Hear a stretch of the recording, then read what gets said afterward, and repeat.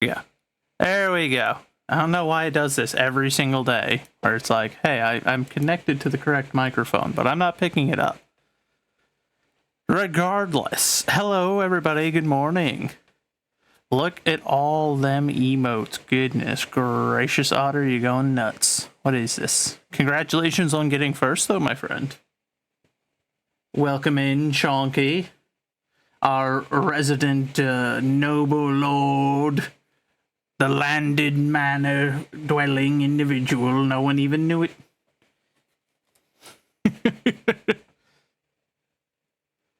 Well, I hope everyone's doing well today. Our plans for today, as per usual, we will be getting started here briefly with an opening prayer. So if you got prayer requests, let me know. Afterwards, we'll hop into our Bible reading. Our verse of the day today coming from Psalms 103, 17 through 18.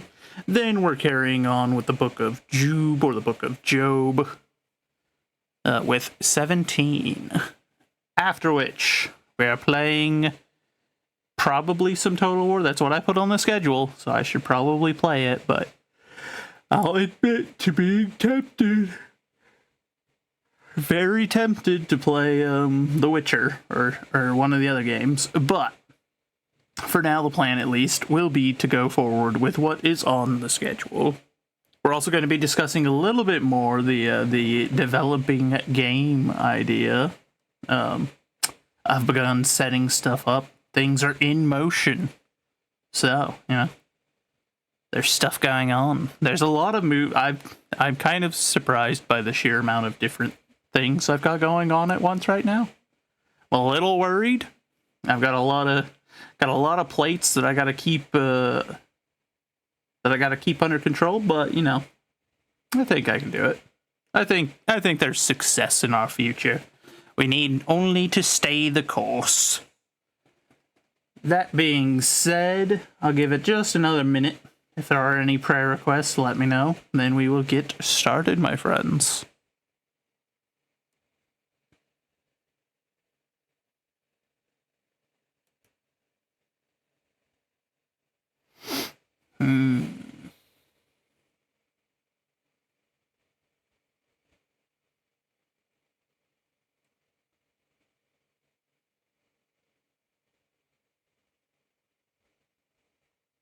Well, alrighty. I'm not seeing anything. I'm not seeing anyone with any prayer requests, so fair enough. I suppose we shall get into it then, shall we? Heavenly Father, we come to you today, and as we do, I ask that you open our hearts and our minds, that you provide us guidance and discernment, that we may better understand the lessons that it is that you intend for us to take from today, whether they are found here in the good word, or they're found in our day-to-day life in some small conversation or interaction with our fellow Christians. I ask that you continue to be a refuge for us, a place where we can gather with our fellow Christians and fellowship while in your strength. I ask that you just grant us the strength that we need. We live in a world full of temptations of all sorts, and we are surrounded on all sides by enemies of all kinds that want to see us torn down and led away from you. And I just ask for that strength that we need to resist those, that we can continue our walk alongside you. I ask that you lay your healing hands on each and every one of us. You know our personal struggles, whether we have admitted them out loud or not. You know each and every one of them. But above all, I ask for your mercy and for your forgiveness, for we are not but sinners and fools, each and every one of us. I ask that your will be done here on earth, and that we may understand our small part in it. In your holy name we pray. Amen. Alrighty then. So, we now stand ready to go into our reading. So, today, our verse of the day, as I said earlier, Psalms 103, 17 through 18 from the King James Version of the Bible. But the mercy of the Lord is from everlasting to everlasting upon them that fear him, and his righteousness unto children's children, to such as keep his covenant, and to those that remember his commandments to do them.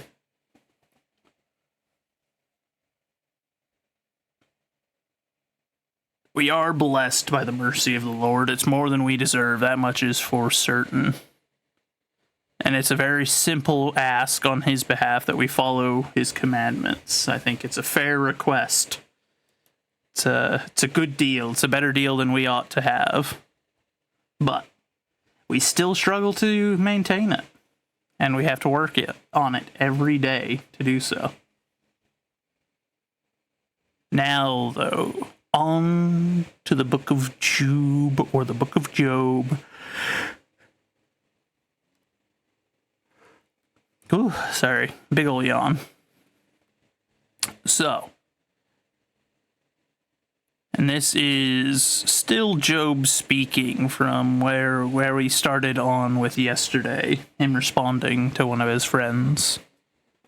My breath is corrupt. My days are extinct. The graves are ready for me. Are there not mockers with me? And doth not mine eyes continue in their provocation? Lay down now, put me in a surety with thee. Who is he that will strike hands with me? For thou hast hid their heart from understanding. Therefore shalt thou not exalt them. He that speaketh flattery to his friends, and even the eyes of his children shall fail. He hath made me also a byword of the people, and aforetime I was as a tabret. Mine eye also is dim by reason of sorrow, and all my members are as a shadow. Upright men shall astonish me at this, and the innocent shall stir up himself against the hypocrite. The righteous also shall hold on his way. One moment, chat.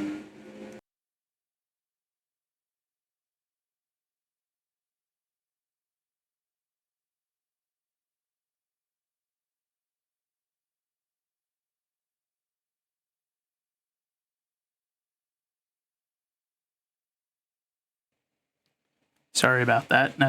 The maintenance folks are outside doing yard work, and they had one of their machines coming right up to my window, so I had to mute for a moment, lest I be drowned out by the sounds of blowers and weed eaters and whatnot. All right, though. The righteous also shall hold on his way, and he that hath clean hands shall be stronger and stronger. But as for you all, do ye return and come now, for I cannot find one wise man among you. My days are past, my purposes are broken off, even the thoughts of my heart. They change the night into day. The light is short because of the darkness. If I wait, the grave is mine house. I have made my bed in the darkness. I have said to corruption, thou art my father. To the worm, thou art my mother and my sister. And where is now my hope? As for my hope, who shall see it? They shall go down to the bars of the pit, when our rest together is in the dust.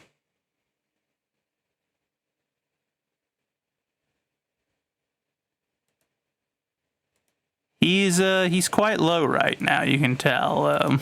It's his messages are getting darker and darker and more foreboding in his way. But it is still interesting nonetheless to see him still acknowledging no wise men among his friends. His friends have come and given advice, but most of it has been woefully poor advice to give. But is such the way of things, sadly.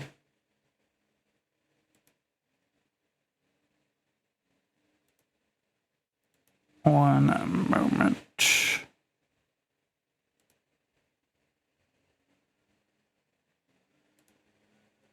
All right.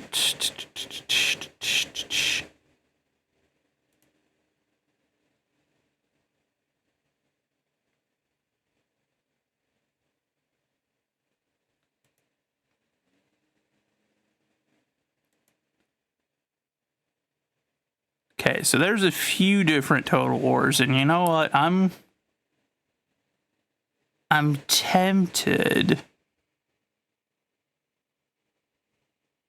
Weed eater sounds like a derogatory term towards vegans nowadays. I like that. I like that idea.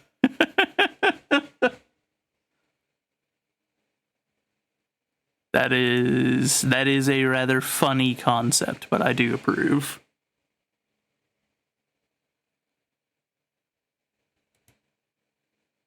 We're gonna try one of the Total Wars that I downloaded recently that I have not hardly played at all.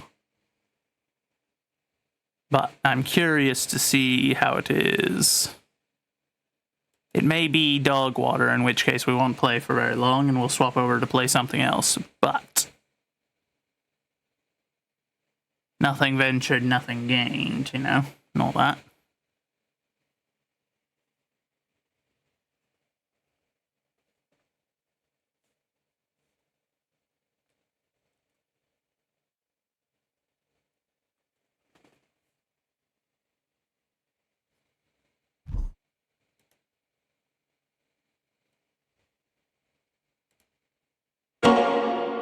Oh, good lord. That was very loud. Let's see. Is it detecting the game? Oh, good. It is. So it has come to this. Good men, torn from their kin, to rage and spill the blood of other men's foes. But we will not be forgotten.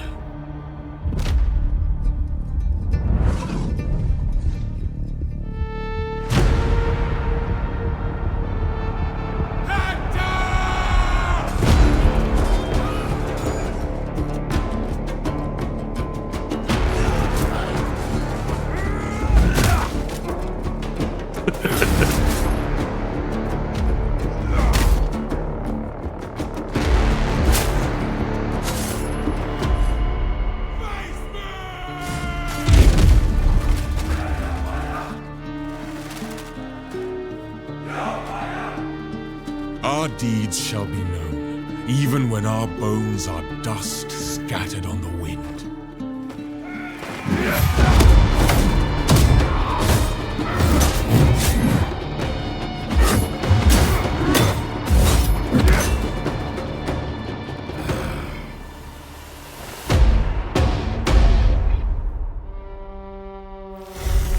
And our names will inspire the mighty to rise. So it has been a while since I have even touched one of the Saga games from Total War. First time playing, no. Now, if you're anything like me, growing up, Greek mythology was a big part of your being raised. Some very interesting stories from it. And I'll admit, this game has my attention because of the setting being the campaign against Troy. That being said, as much as these two appeal to me, this one just for the sheer, like, why not? Mythology is always a bit of fun. Truth behind the myth, this one kind of is one of those where it's like, for me, I don't know. But as always, I cannot help but go with a historical campaign. It offers no tutorial mode, that's fine. I've played many one of these games before, Total War specifically. Now...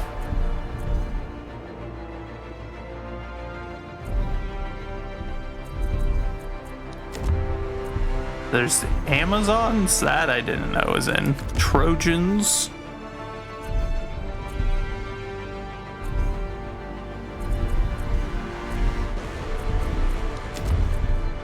So, now the question is who to start as. Agamemnon of the Achaeans on Mycenae.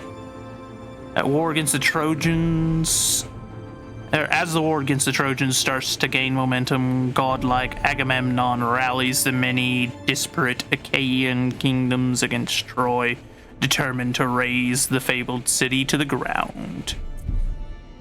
Menelaus, king of Sparta, although his best days on the battlefield are already behind him as the Trojan War heats up, Menelaus nevertheless joins his brother's alliance, determined to return Helen to Sparta.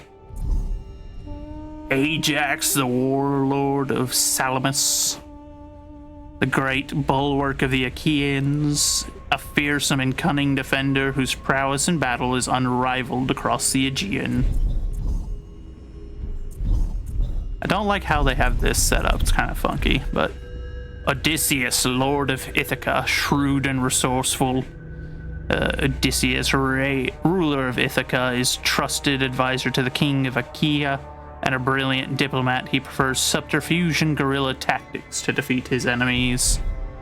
And Achilles, warrior of Myrmidons. Swift-footed Achilles, legendary hero of the Iliad, leader of the Myrmidons, the mightiest warrior in the world has ever known. Oh, wait. There was another one. There was Diodamus, way over here. Hiding. He was hiding behind Ajax. I couldn't see him. He was so small. Diodamus, king of Argos, an accomplished battle commander despite his young age. He's Athena's favorite and sharp military mind to enter the fray against Troy. Now, I'll admit, my first inclination is towards Ajax, just because, big angry man. But, let's see. A man of my word.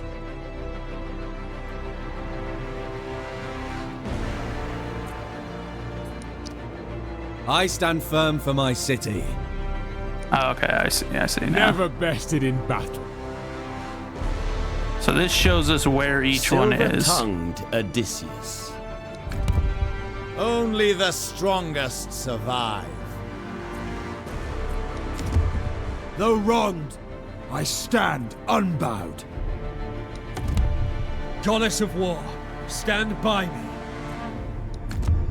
Courage and honor bring victory. So his unique faction, Ajax Wall, heavy infantry, spear and shield. Marines, a sword and shield infantry, medium. Bowmen. And some sling infantry. So what's each one? I burn the brightest. Achilles has a lot. Holy cow, he's cut. Marines, he's got runners. Okay, so that's light infantry, fair enough. Some spear infantry, Myrmidons, swordsmen, spear fighting Myrmidons. Some javelin infantry. Oh, I see. My journey is long. Midnight runners, guerrilla stalkers, ambushers, exemplary ambushers. I don't think I'll be playing as Odysseus. Yeah. My wealth is legendary. Agamemnon's guard, Agamemnon's companions. Oh, good lord, two-handed axe infantry. My vengeance will Light shake spear the runners, world. axe champions, heroic axe warriors. Diomedes of the loud war cry. renowned axemen, Argive swordmasters, heroic axe runners, and knight runners. Good lord. Mighty wielder of the sevenfold shield. Path to greatness. Prove your might to the world by proving. Okay. Defeat challengers.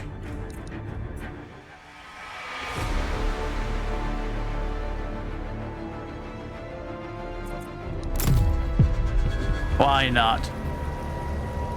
Gorilla stalkers. I know, Are we right? mere playthings of the gods? This is Or what do we happens when you plead worship divine influence false gods. to justify our foolish choices? He's taken her! He's taken my wife!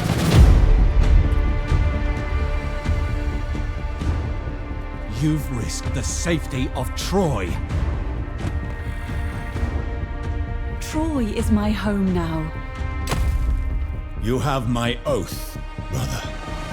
She will be returned to you. Brother, I can fight.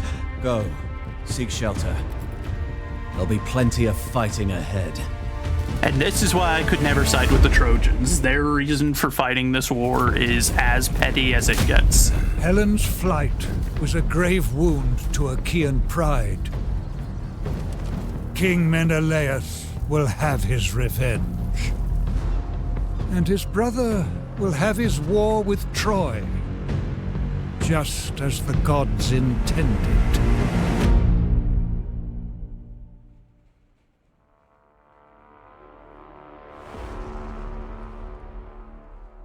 Not that the Achaeans are exactly, in the most moral high ground stance to ever exist either. But in this war, it's one of those things where it's like, if my choices are fight a war because you essentially kidnapped the wife or eloped with one of our Mighty lord's Ajax, wives, like, it is time to take your place at the forefront of the Achaean host. Brother, your foolish passion has doomed us. The Like, island this of is Salamis literally a breeds war because proud and that guy prudent couldn't keep it fighters, in his pants. Independent in spirit, yet willing to ally with Agamemnon and aid the Achaean cause. None can stand against the bulwark of the Achaeans. You have recently taken the settlement of Megara, but beware the men of powerful Athens who would curb your ambitions in the region. Whilst your attention was elsewhere, the pirates of Achis launched a raid and captured the Isle of Aegina. Now their ships menace Salamis itself. Retake Aegina and run these sea wolves down. Even with such challenges at your door, you will not abandon an ally in need. King Menelaus of Sparta has been wronged and must have his vengeance. Paris of Troy must pay! It is your destiny, Ajax the Great, to shield your allies with undaunted fervor and defeat all who march against you.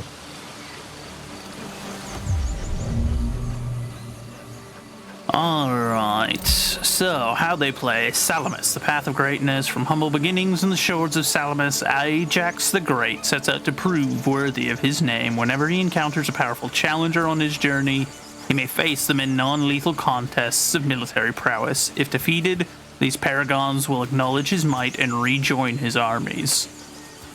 Warrior of renown, great Ajax swore an oath to always guard his friends.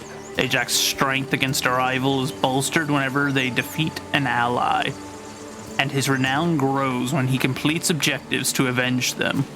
By leveraging his reputation, Ajax can host funeral games and convince rivals to make peace. Paragon warriors Ajax and Diomedes can bolster their respective armies with paragons, mightier versions of regular soldier, who march into battle under the leadership of a seasoned commander. Ajax can rally paragons by defeating them in mock combat, while Diomedes must rely on the strategos to train them for him. I see. Lead the charge. Defeat this army. Okay. Akers. Is that these people? Yes. So that's the pirates what stole me island. How rude of them. So first of all, That's who beyond are you? me. You are not me. Ajax the Great. So that is an enemy force in our land. I cannot do that. Alright. So let's see. Is this ours? Yes. Megara is ours. Okay. Food. I'm not a huge fan of the art style for a lot of these emblems that they have, but Citadel, Grand Cities, Cyclopean Citadels. My goodness.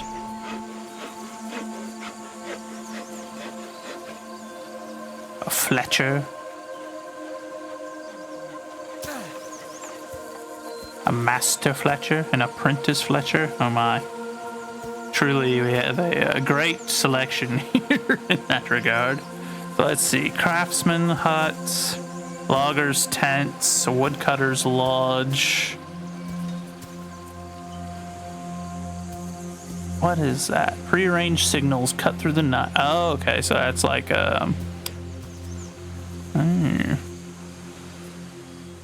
mustard field. Well, we already have a mustard field in Megara. Island spearmen, island skirmishers, Achaean slingers, spearmen, Salamis marines, Salamis swordsmen, Salamis spearmen, slingers, heavy island skirmishers, special reinforced chariots. Oh my god, I can get chariots. Let's go. That's gonna be great. Guardhouse, and then what is this? Bowman and Toyser Bowman, I say.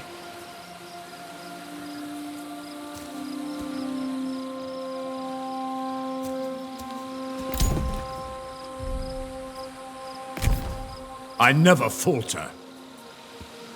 Engage the foe. Let's see, what has he got? 2 groups of light swordsmen, 2 young spears, 2 slingers. We've got 2 skirmishers, 2 spearmen, marines, and island club warriors. So this is our first battle. The Battle of Salamis.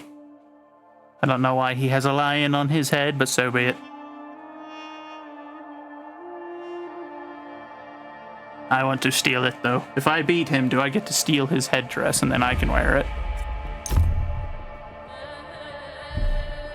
Weather conditions, dry, that's fine. Now this is one heck of a terrain. Holy moly. I'll give him points. This is already one of the more interesting maps I've seen in a Total War game. Awaiting orders. Alright, let's take a look at our troops, shall we? These are our clubbed warriors, so they've got decent armor, and then some of them are wielding... Oh no, wait, they all have that kind of a weapon. Okay, that actually looks like that could do some serious damage, especially if you're not wearing armor. Okay, we got shirtless men. It's always good. It's a good sign. Our spearmen... Just let me at them. Their shields aren't huge, but these are our marines. And then where? There he is. This is Ajax. Good lord, Ajax is tall. Man got that giant perk. I do like the cowhide shields, though.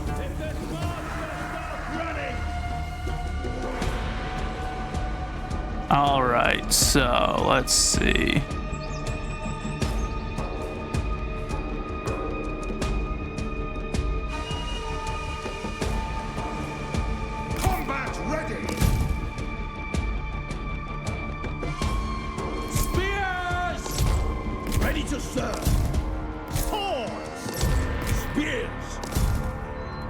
beware!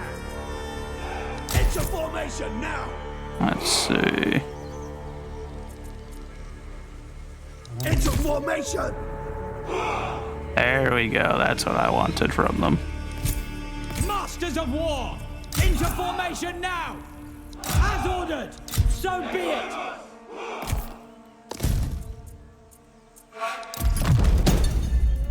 Hungry for glory! With haste! Masters of war! Move up!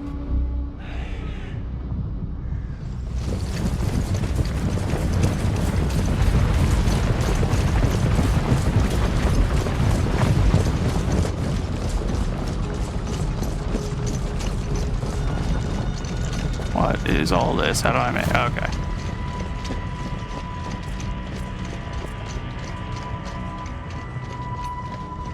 Awaiting orders! Advance, men! At your command!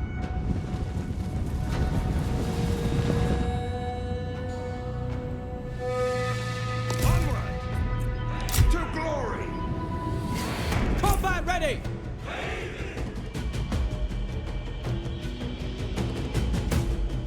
So their slingers have a bit better range than we do, but that's okay. So Strike hard!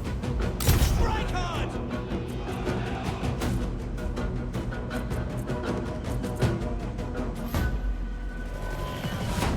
Spears! With march! Onward! It will be.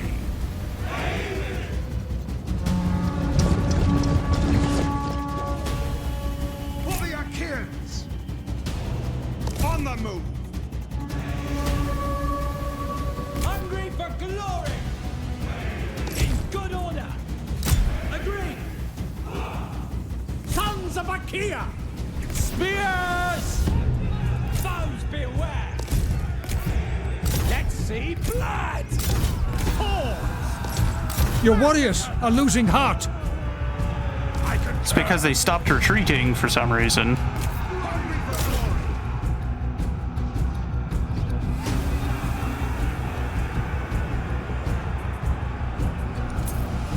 Ready to serve! On the move! valor and duty!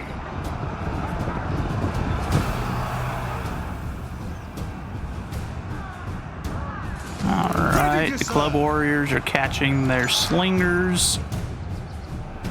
Hungry for glory! Onward, warriors! By Reckon- Ares, your warriors are rallying. To glory! Sons of Achaea! Go at them! Combat ready! No mercy! Charge into that unit from the rear now.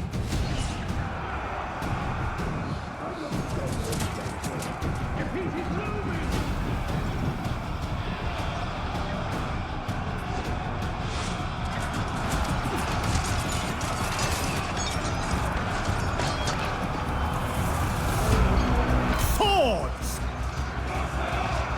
Wreak havoc! Foes beware! Wreak havoc! Massacre them! Massacre them. Okay, I like these guys' enthusiasm. They're very committed. Swords! Sons of Achaea! Swords! Let's see blood! Your end will be quick!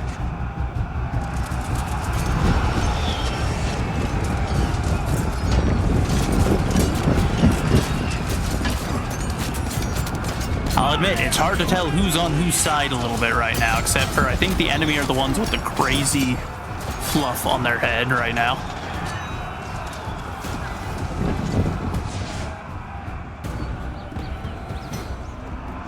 Trained and ready! Awaiting orders. Victory is close enough to taste. Right away! Bring havoc! Your end will be quick. Yeah, it looks like that was a pretty decisive victory. Yep, decisive victory. The corpses of the enemy litter the ground. Those still able to flee do so, with the laughter of our gods ringing in their ears. Now, our god, excuse you, we're going to be converting to Christianity slightly early. As the Achaeans, that we might be slightly ahead of schedule.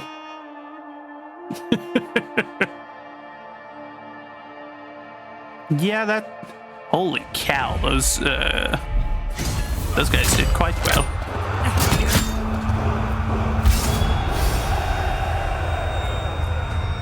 Take them on. Their men are of good skill and brave heart. Spill their blood. Plus 8% morale. Lives as barter. Even more unstoppable. Okay, so what is that system? So we got food, food basic resource, train support units, gathered in farm settlements. What is the basic resources for constructing buildings, gathered in forests, stones for advanced buildings, bronze for bronze forge units, gold. Okay, so we've got a few different things. A royal decree, holy cow, I can make decrees. My goodness. Royal timber or treasure hall. Oh, those what I already have. Royal granaries.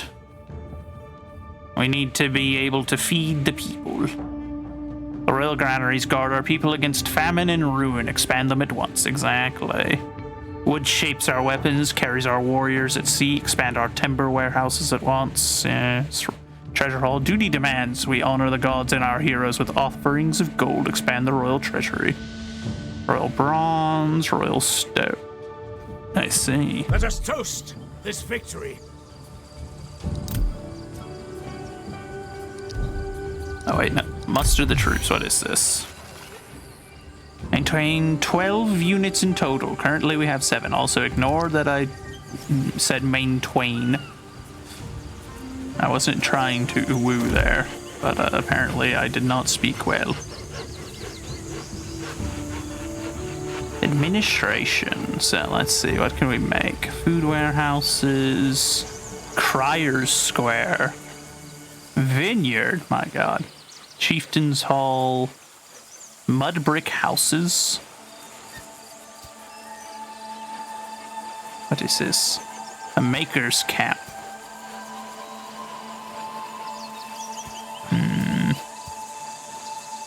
Oh, so that's like stuff to the gods, I guess. By Ares, we won. Yes, we did win. So these are temples, okay. Ajax's retinue. Oh, these are okay. So these are like special structures. Then I see. Ajax the Great. Islanders, axe and shield infantry, warriors of Artemis. No.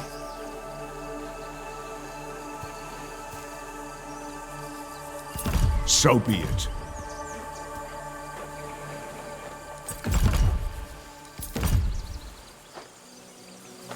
So 7, 8, 9, 10, 11, 12. Okay. I never falter. We will actually cancel that unit, though. Unassigned skill point. Who's that for? For Ajax. Defending the righteous. Defending the righteous. I like that. He's already a Christian. He doesn't even know it. So, immovable force. Not even the mighty Heracles himself can move me from this spot. Immovable force. Special ability. 50 seconds. Self. Affects allies in range. Unit is dismounted. 40 meters. Affected unit gains bonus armor but have reduced speed. Plus 25 armor, minus 60% speed. Or warning shout. Keep your eyes open. The enemy may look to outflank us. Actually, that could be really useful. It gives us flanking defense.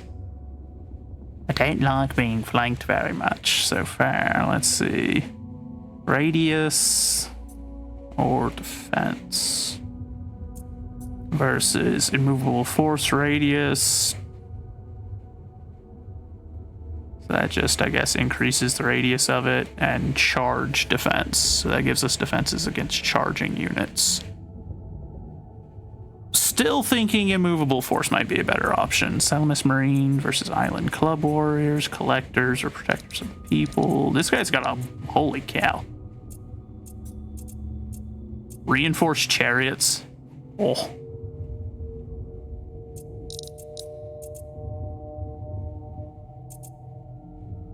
However, I'm thinking this one just because, well, hold on. Equipment, hand weapons, yada. I was going to say, down here with the reinforced chariots, that makes me feel like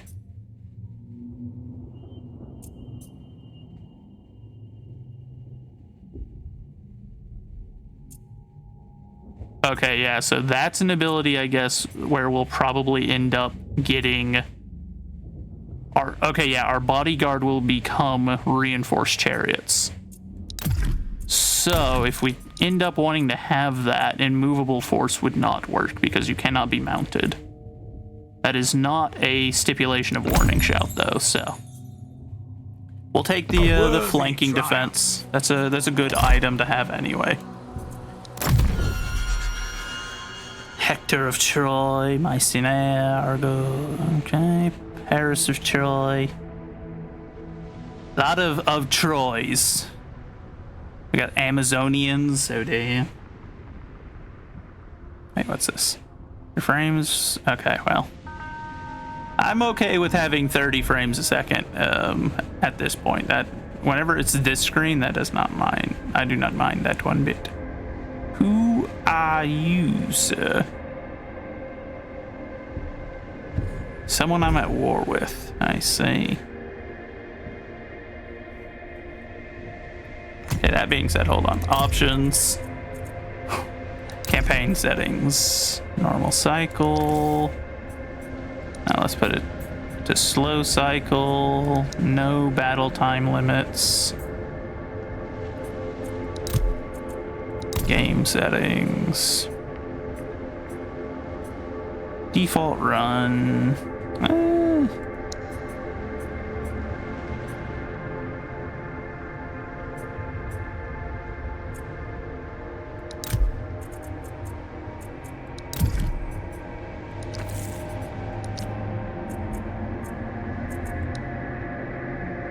Okay, so we'll take the graphics down a level. Now the question is, where can I turn off it following enemy movement? Because I don't like that. Campaign. No. Okay, yeah, that's all controls, so that's not going to be any use. Enable diplomatic point of view. Clicked on foreign settlement.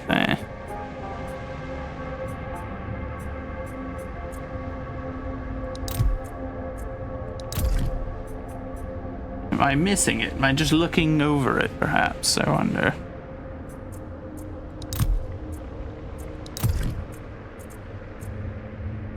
I guess not. Is there just no way for me to skip there? Okay, there we go. King's Decree. I have issued a royal decree. Your people are eager to follow your orders, for it is through your wisdom that they will flourish. Issue a royal decree. I already did, though. Do I need to issue another royal decree? I was gonna say, because we're already working on that. We're doing the royal granaries. That way we can keep our people fed. 'Tis important, after all.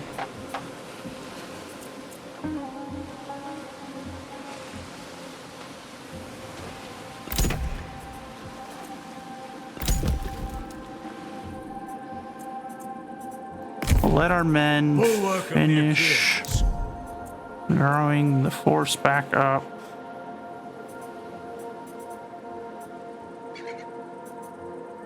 islanders will support our island club warriors, I think.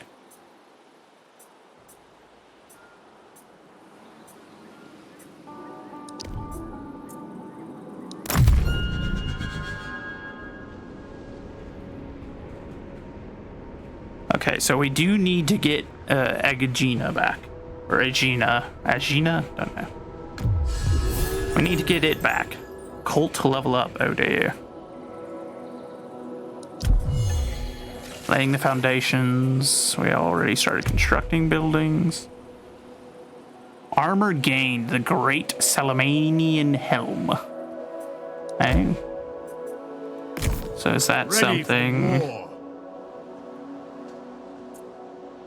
Character details, equipment. No, where is this? Where is this helm of ours?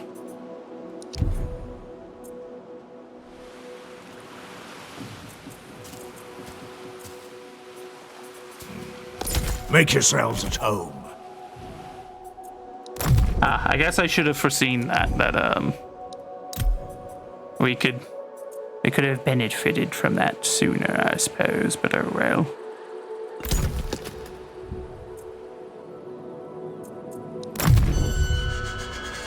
My army would likely be back to full strength, but I didn't think to move them into a town because I forgot that that's a thing.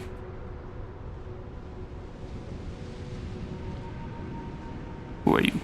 Oh good, they took their army and they left. Okay, so that gave us that. Thriving settlement. Upgrade the main building of any settlement. I see. A giant among men. I fear not.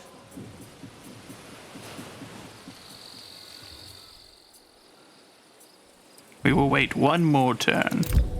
Then we shall go. Garrisoned hero not moved. That's okay. Righting wrongs. He's not needing to move just yet, so we're good there. Ship stands.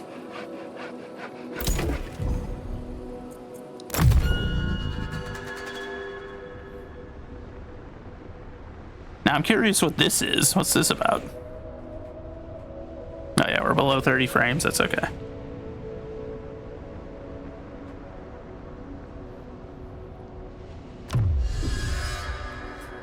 All right, is our army fully... Truest friend, deadliest enemy. Never bested. Go at them. So we have landed. I suppose we should save our money this turn, so that we will have more money and resources for next turn when we have the town under our control.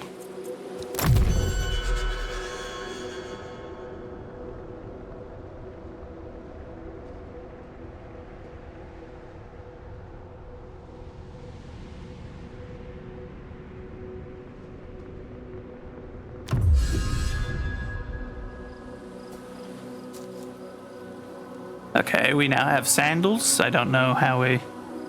This item is ready to be assigned to a character of your choosing, but how do I assign it to him? Ajax the Great. Follower or items? Epic hero. Oh, I thought that said epic head. I was like, okay, that's a bit strange, but alright. Hit them hard! Let's see, militia, spearmen, young spears, skirmishers, slingers.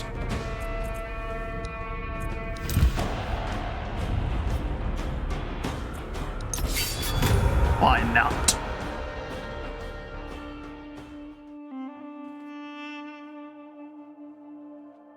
I wish to see what the town battles are like in this game, so...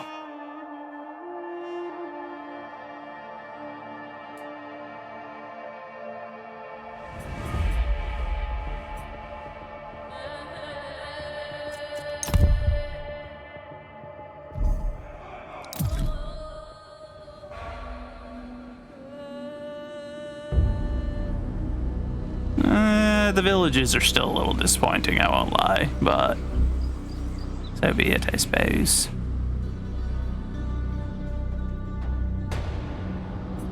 Now, here's what we're going to do.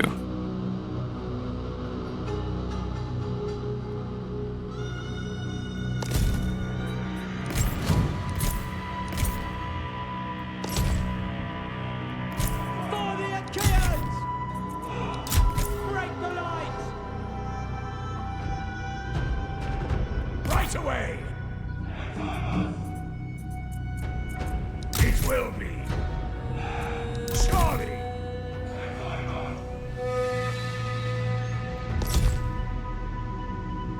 Okay, so I put the Marines in the center, spears on the sides. Good, good. At your command! Battle lines! Clubs on one side, islanders making up the other, the rest of the position. Good, good. I concur. I will.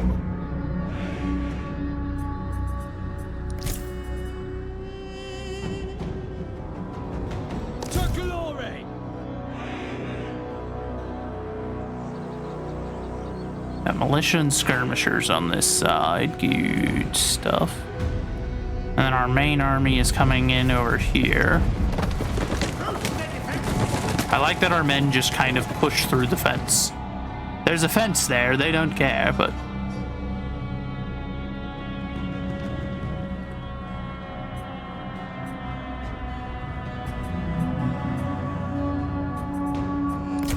I'm not falter.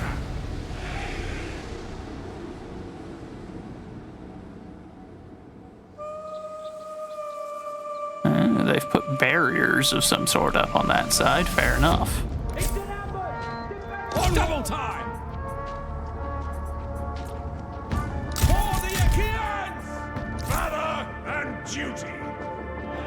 Right away. It will be.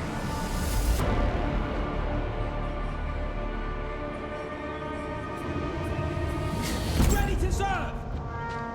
Forward march!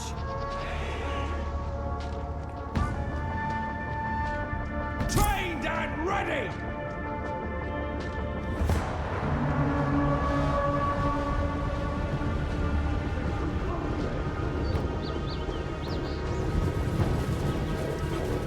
It's the enemy! Combat ready! You guys gonna return fire, or...? Wreak havoc!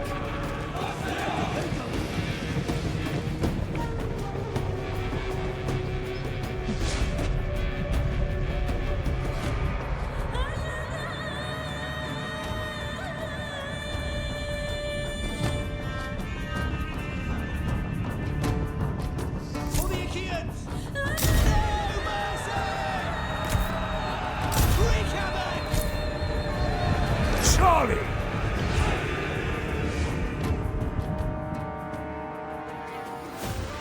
Hungry for glory! Your warriors are losing heart. Waiting orders! No mercy! At your command! To glory! I concur.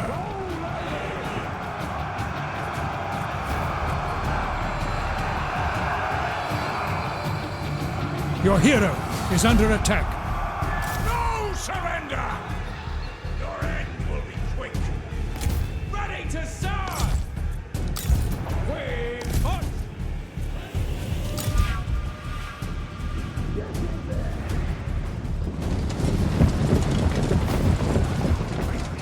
Oh, this poor militia is gonna be in for a rough time.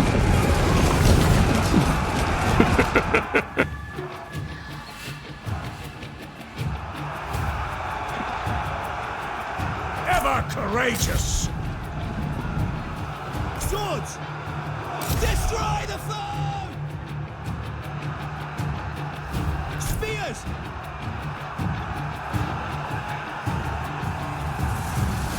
Let them finish that militia unit off, and then we'll send. Okay, so we got the young spears going that way. Your death will add to my reputation. You're the one who'll die. Prepare for war! Unstoppable! Strike true! Trained and ready! Wipe them out! Form up! Sons of Achaea!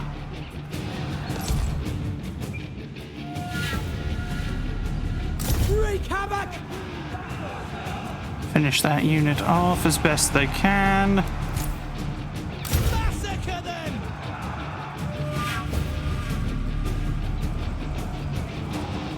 Combat ready! Try not to enjoy this too much.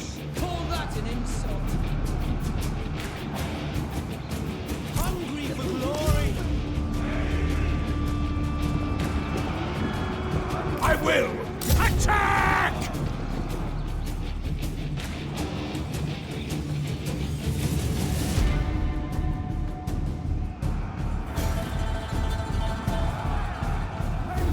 Masters of War!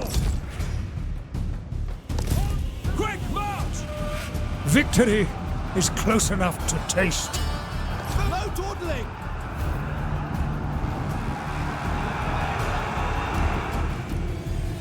Masters of War! Don't hold back! You still have time to run away! Actions Right speak away. louder than insults. Ajax the Great! Slay them! Awaiting order! In good order! Trained, ready! Attack! Masters of War! Attack! Spears! Let's see blood!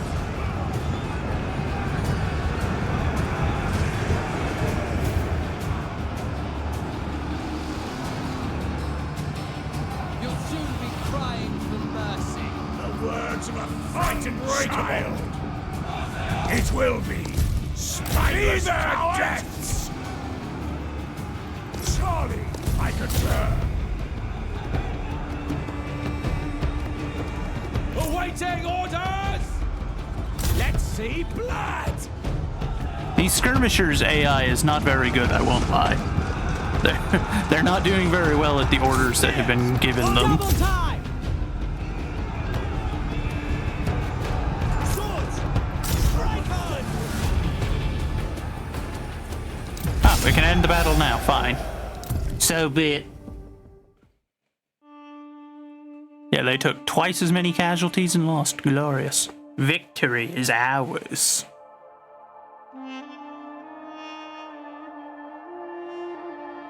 Which gets us our farming island.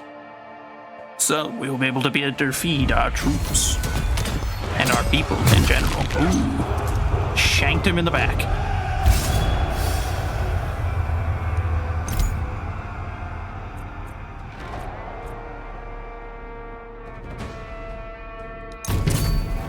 Just occupy it. No need to loot and occupy it.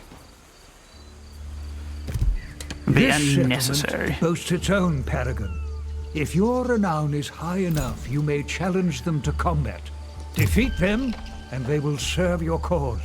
Fight me if you dare.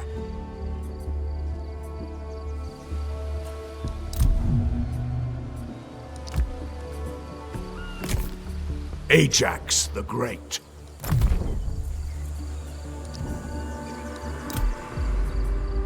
We can do a commandment now that we have the entire zone. Fair. So let's see. Trade tithe. Establish spy network. Organize games. Warrior camps. Fine, we should do a trade tithe for now.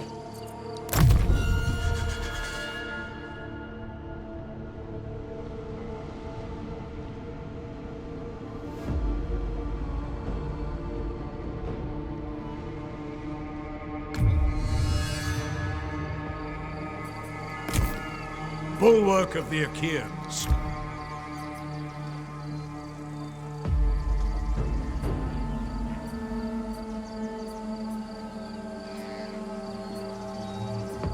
Okay, so island spearmen are better than spearmen. It shall be so.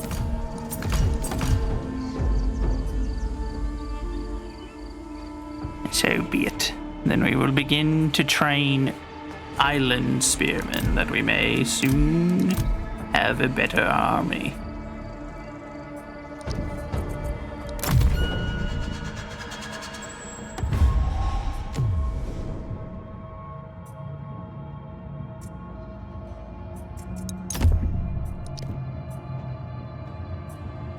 Okay, well, if you won't, no, so be it.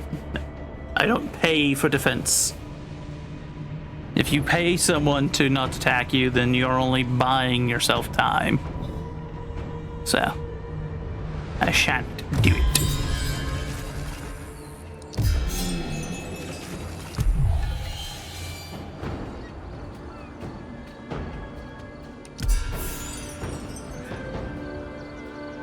Firm but fair. Never bested.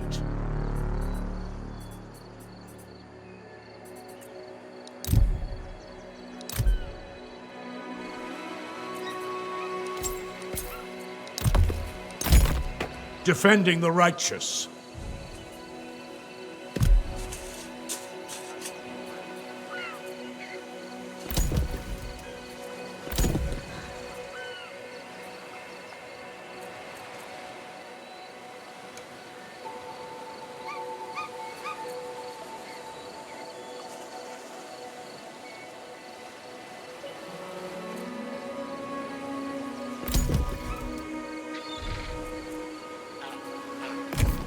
A giant among men.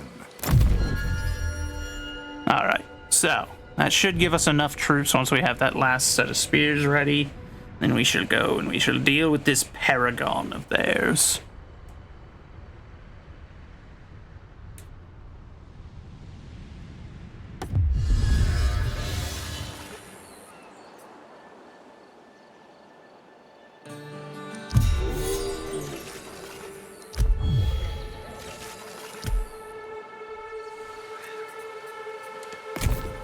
Truest friend, deadliest enemy.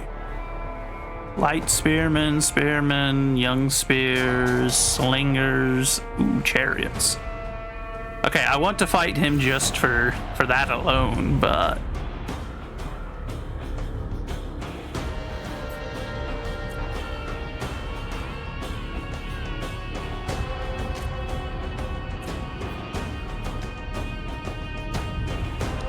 Engage the foe.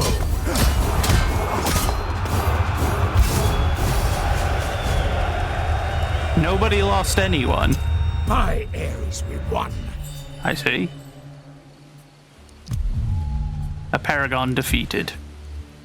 Make yourselves at home. So he is leveled up. Island Club Warriors or Salamis Marines. Oh, so that's for which unit, I guess, we'll trade our bodyguard unit into.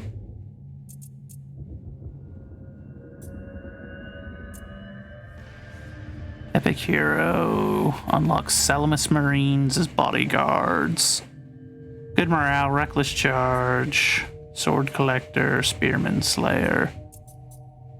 Skilled offense. Protector.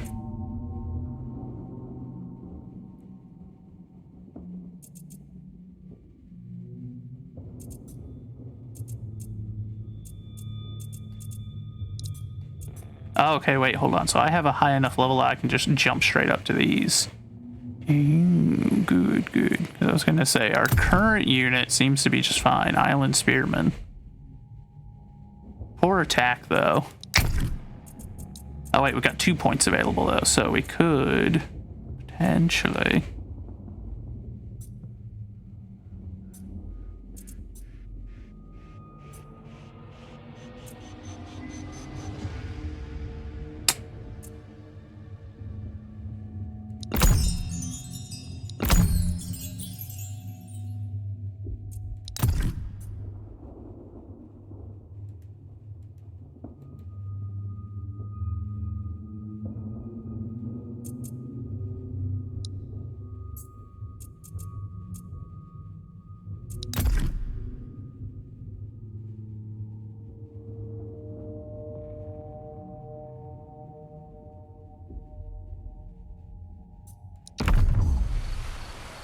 Bodyguard unit acquired, yep.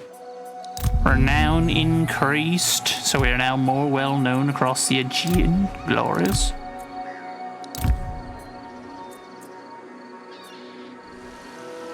Okay, so special recruitment.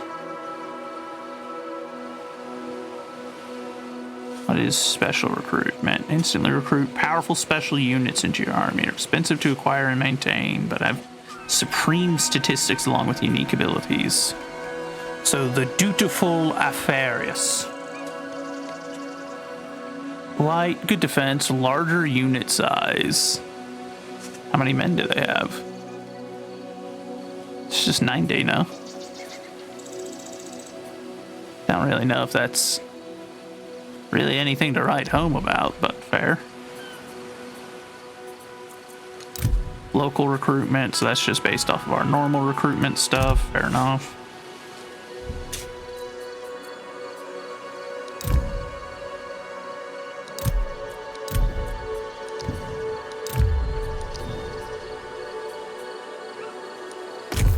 Ajax the Great. Yes, but Ajax, how do I give you...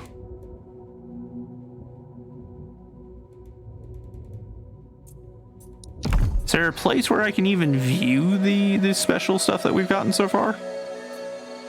Because I know that it said that we've gotten a couple of items. Oh, the royal decree will be done in one turn. Glorious. Diplomacy, divine will. What is all of this?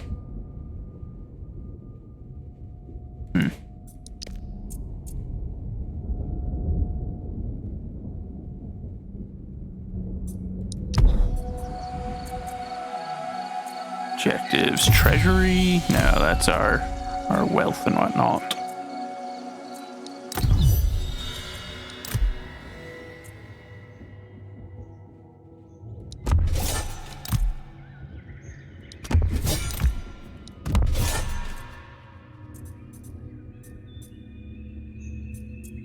Host a celebration, need to offer a prize to the winner of the games held during the Oh.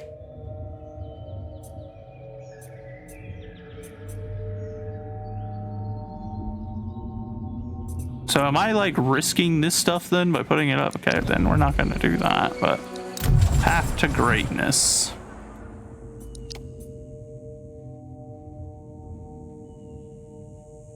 Paragon's been defeated. Okay, so this is like all of the paragons I can go around and fight. Noted, noted. So it's mostly just an improvement to my diplomacy by beating up people. That's an interesting concept. I've beaten so many people that people want to be my friend.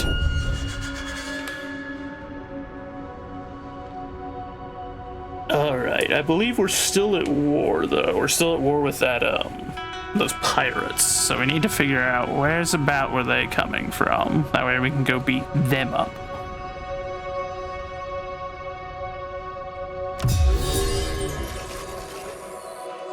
Alright, we finished the royal decree thing. We got royal granaries, so now we are making more food. Good lord.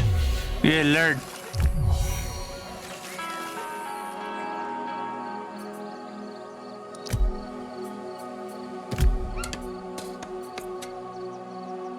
We can build a citadel. Or a farming city.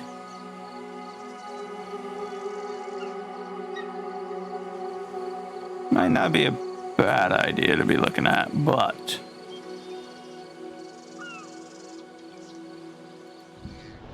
Okay, so wait, where were those pirates at? This is their island.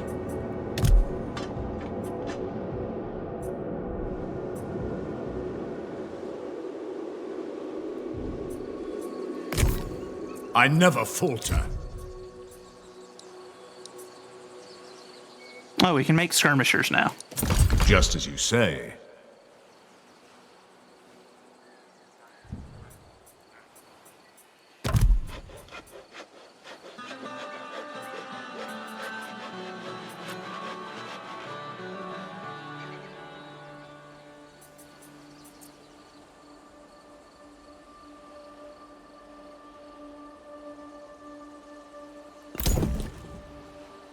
So be it. What's this? Royal decree available, so we need to make a new decree. We may want to do royal bronze, but it's hard to say. Plus 10 growth, minus 12%.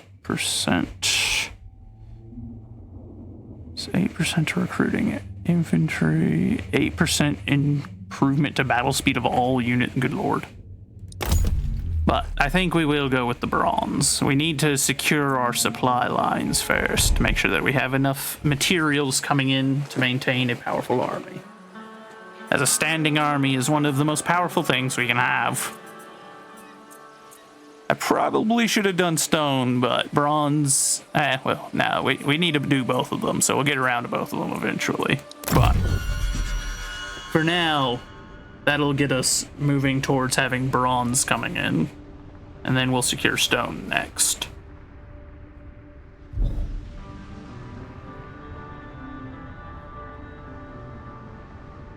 Who are you?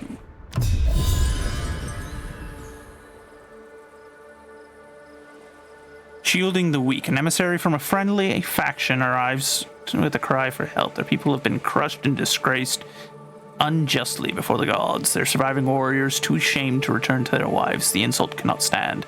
Salamis must not let such atrocity stand. The decision falls to Ajax. Should the son of Telamon's armies march out immediately to heed the request, or is a calmer approach more appropriate?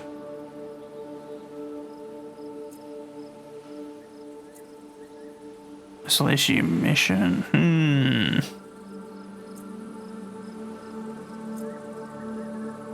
So I can either go straight to war, or I can go and try to defeat the faction leader. But to war! I don't know who we all just went to war with, but renowned destroyer. Okay. Well, we were going to go fight the pirates, but instead, we're going this way. We're off to war. Landfall. We shall land and attack Corinth and show them what for.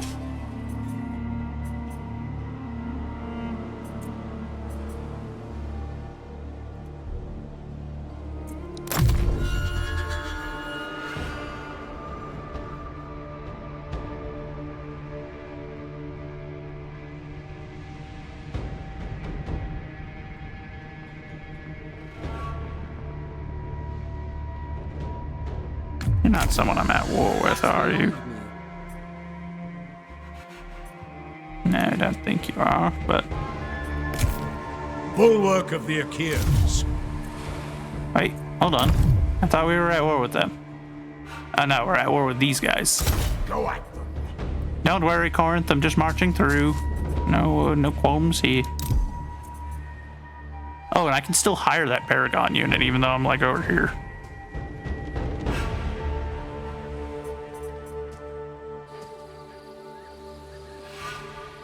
Should we? We'll hold off for now. I don't feel like we're gonna really need it for this fight, but...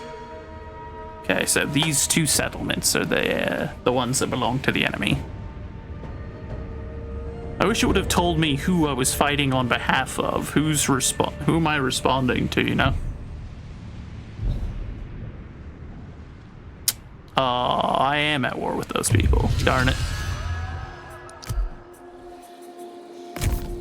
Epic warrior.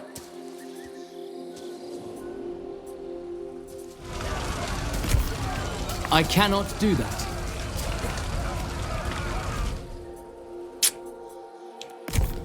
Defending the righteous. Okay. Here's what we're gonna do. On my way. Hold on. Are you an enemy? Neutral army. Give no quarter.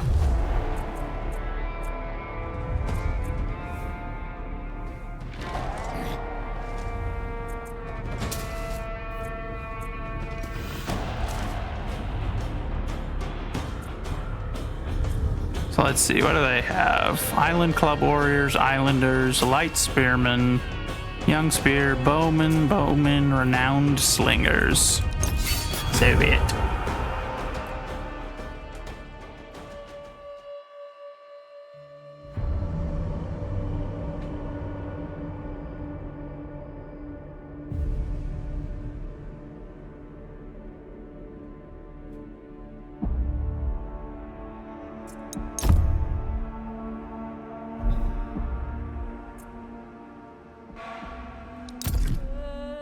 That will work on our behalf, actually, I think.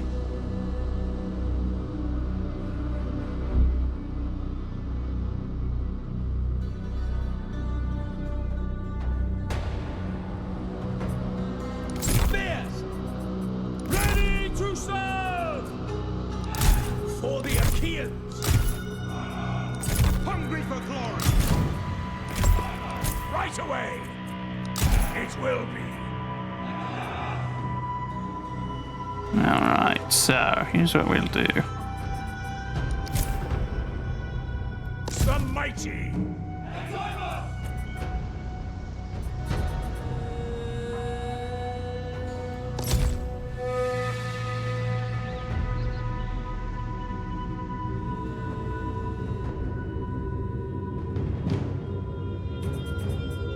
Spears!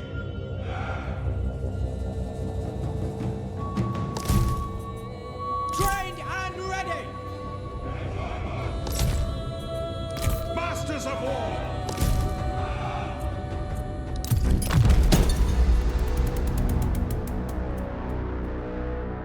I will!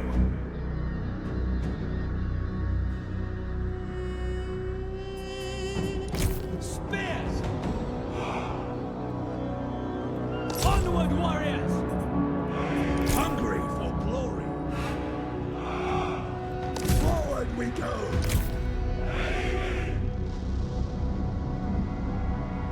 Moving up!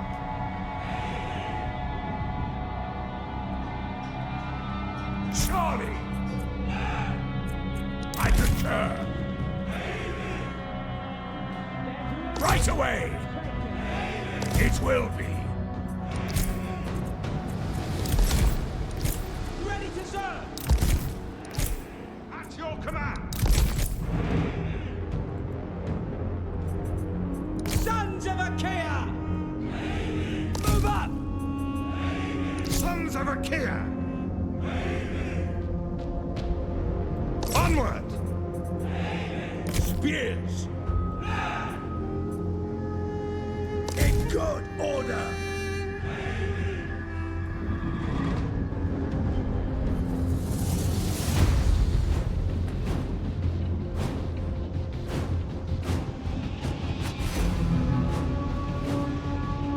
Awaiting orders! On the move! Spears! On the move!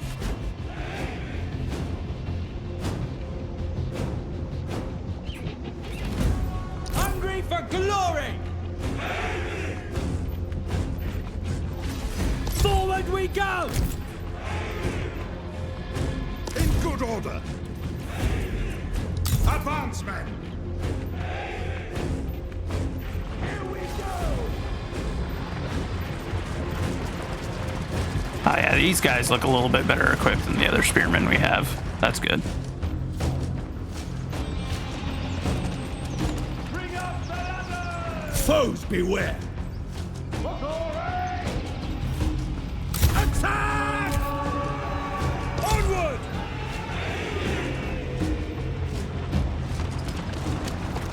To double time!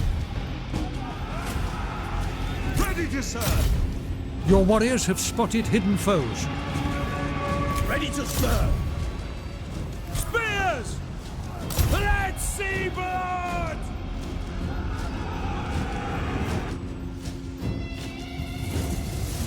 Trained and ready! No dawdling!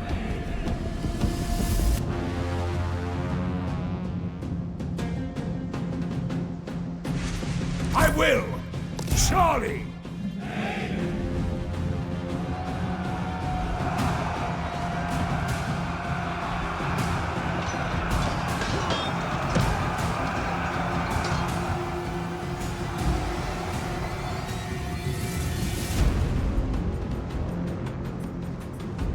Achaeans!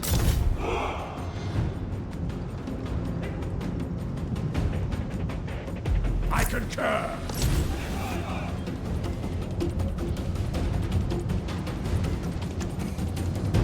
Combat ready!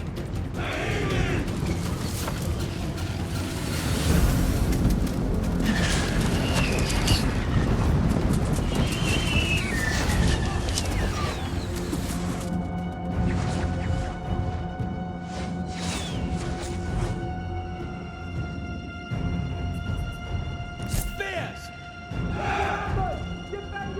Onward! On the move! Foes beware!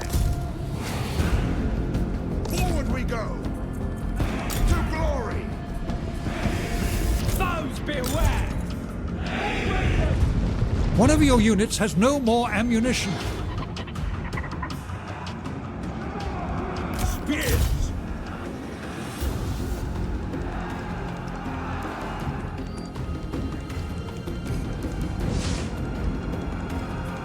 At your command! Onward, warriors! Forward march! Spear! Wreak havoc! No dawdling! Wreak havoc! Go at them! Right away! Rush them!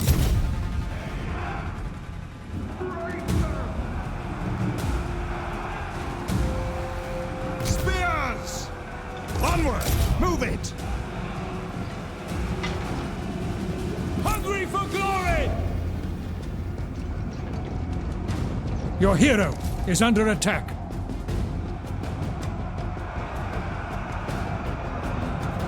Sons of Achaea! Let's see blood!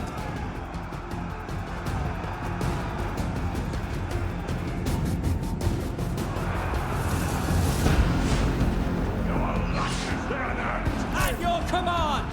Attack! It will be. All right.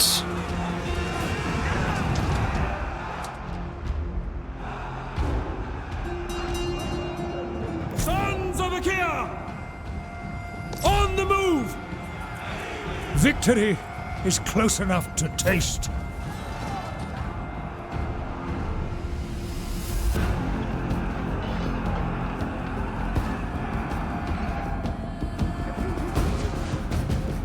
Spears! Let's see blood! Hungry for glory!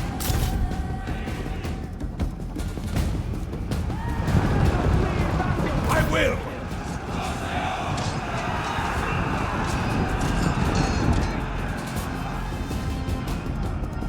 All right.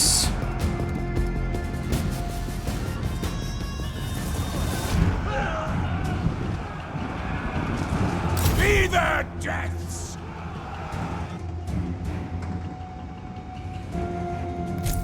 Okay, you four, stop being useless.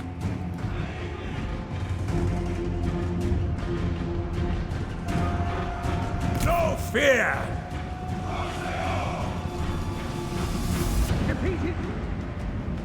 Bring havoc!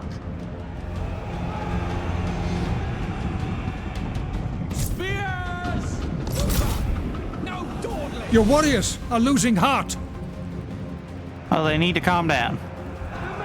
Trained and ready!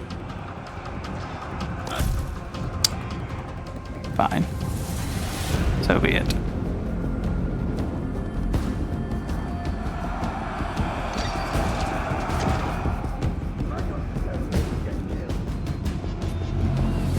Spears!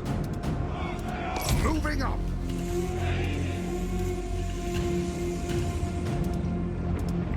Go at them! Sons of Achaea! Onward, warriors!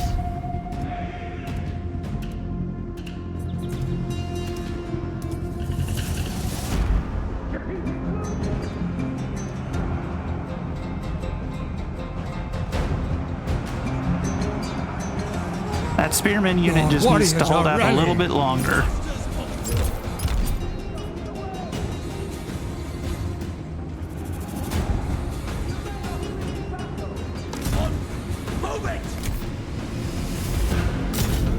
at them! You four, stop being useless. I swear to God. I'm gonna actually start getting a little bit irritated with the AI here. It's got to be some of the worst pathfinding AI I've seen in a Total War game, I think.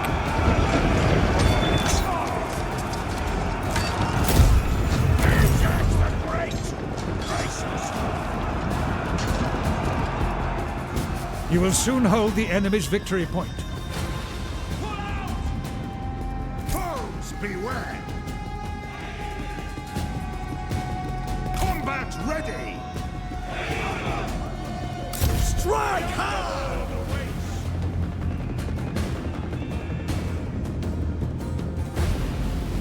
Trained and ready! Forward march!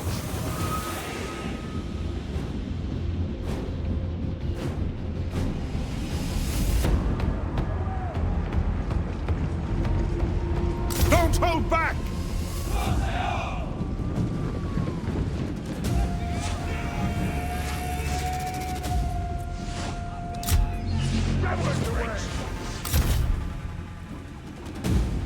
Spears! No mercy!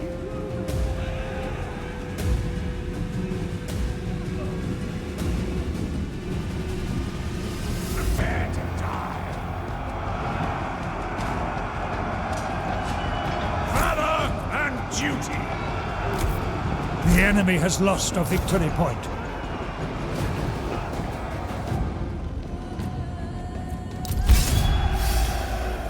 There we go. Goodness gracious. That pathfinding on the AI is rough. Like, that is real rough. I've never seen them do it that badly.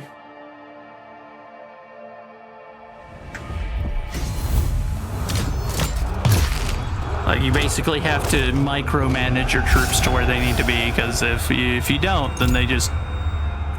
God only knows what they end up doing. Forward together. Ajax the Great. Not possible. An impossible request. Advance to victory. Just a little longer.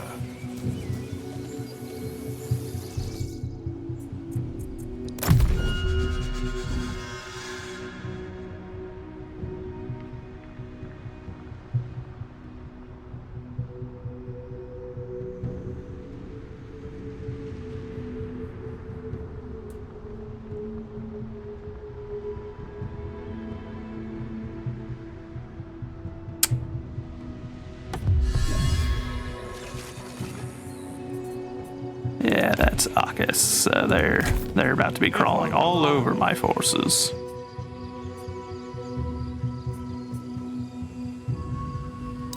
The road is long. New course.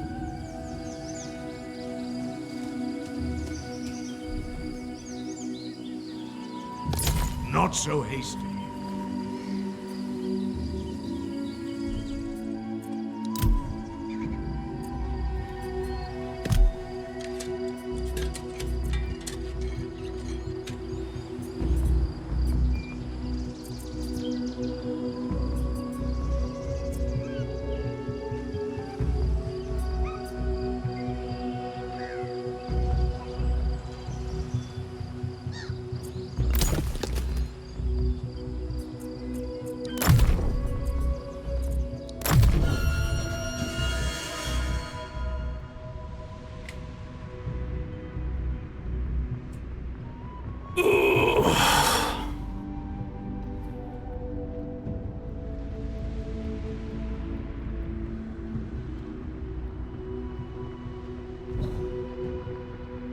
Goodness gracious, even with it sped up, we're still spending a lot of time.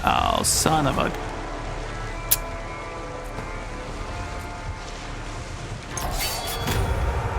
That's annoying. So be it. militia, and a lot of spearmen.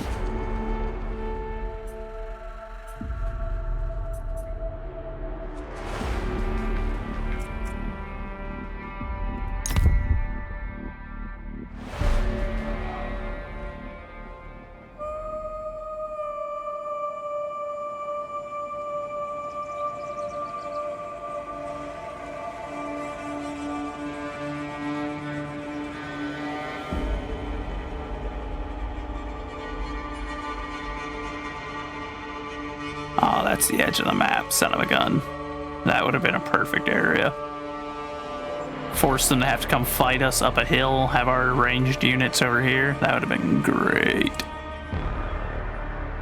But I see that that is not going to be an option. So if we put our troops here, we might be able to set up like a... Well, this is not a good map for me to be on the defense. But...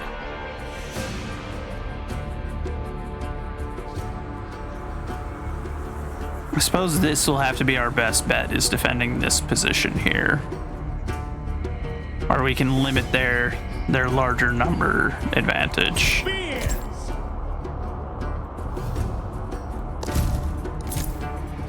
Trained and ready! Awaiting orders!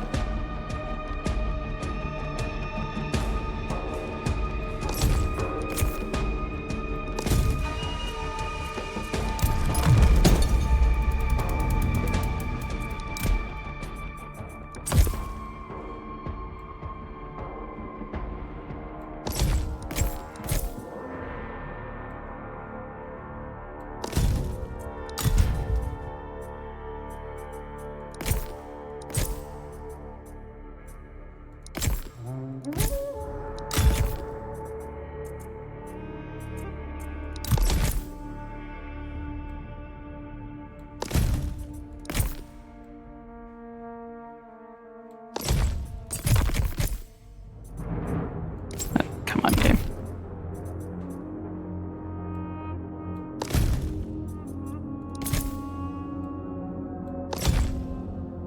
Huh?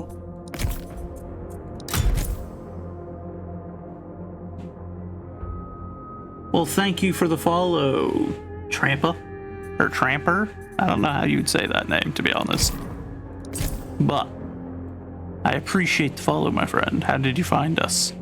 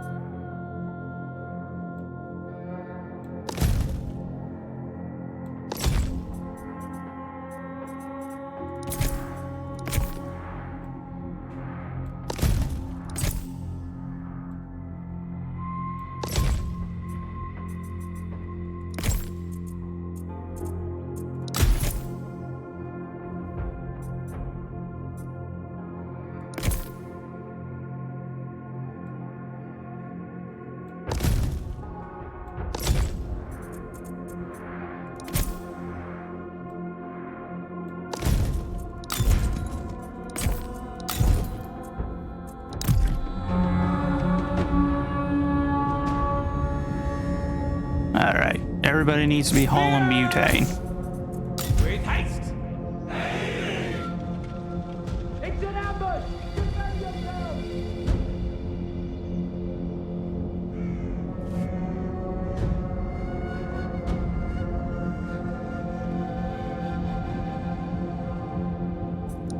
Ah, that's how I get rid of that. Good. Combat ready!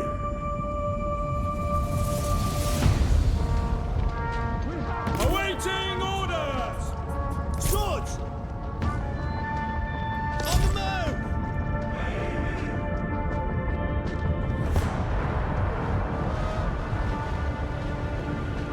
At your command! Ready to serve! Here shall we?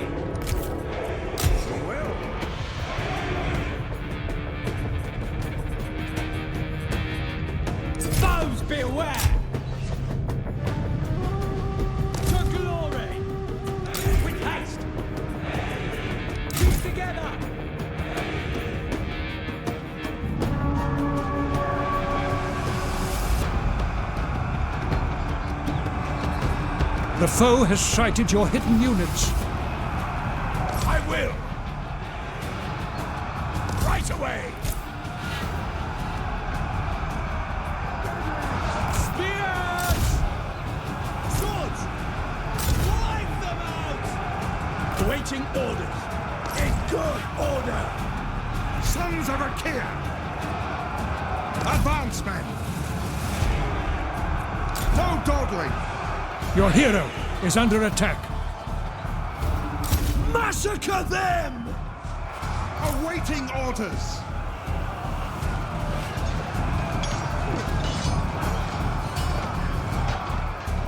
Attack! Charlie! Unstoppable! Spears! Forward march! Masters of war! Hungry for glory! Combat ready! At your command! To glory! At your command! In good order! On the move! I concur! It will be! I will!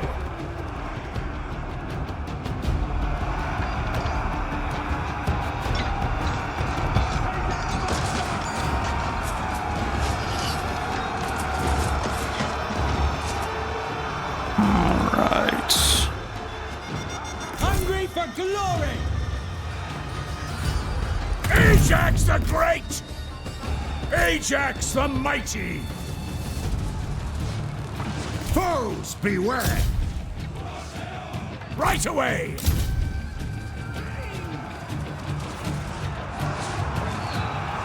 Prepare for war! Hades has claimed the enemy hero. Oh, good. We killed their hero. Fair enough. Spears!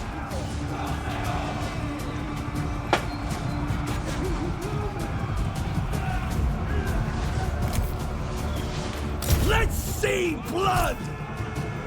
Attack!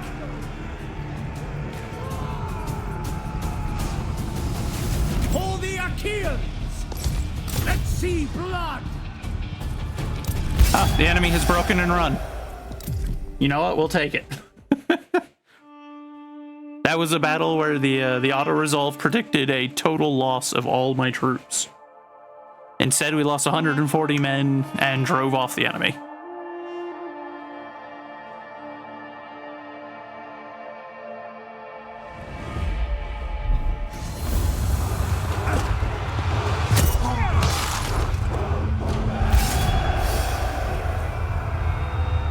We'll take their men on because we do actually need additional troops right now.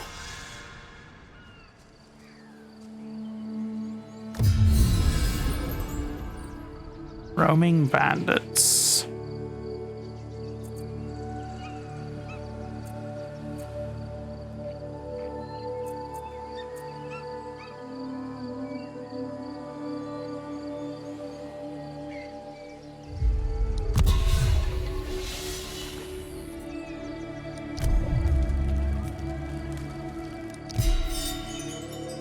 Trait gained, sure-footed.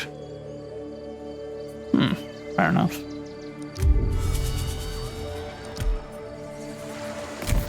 Ajax the Great.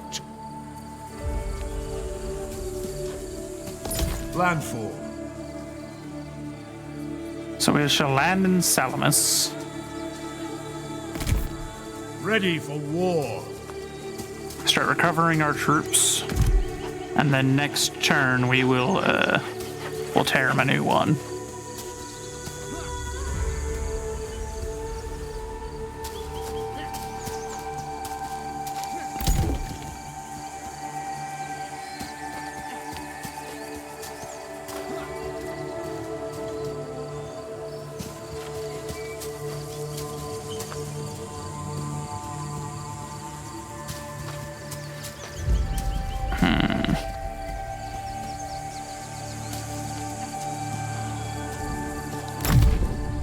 Unassign skill points to Ajax. Epic warrior.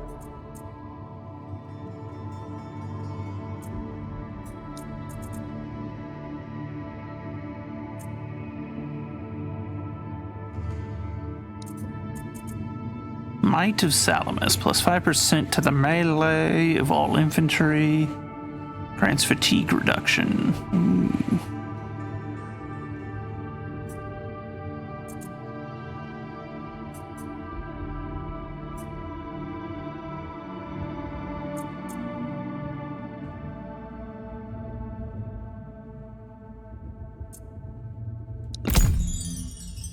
Fatigue reduction is actually quite good, so we'll take that. As one of the number one killers tends to be your troops got exhausted and they're not fighting at their peak, you know.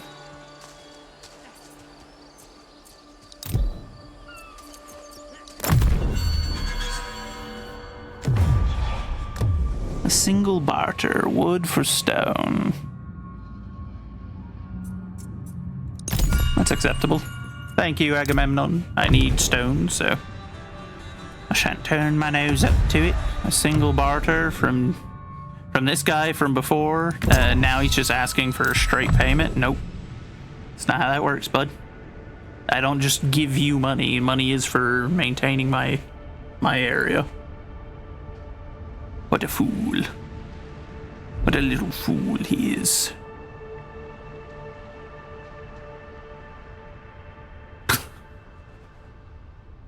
Both of those forces from Acus immediately fled.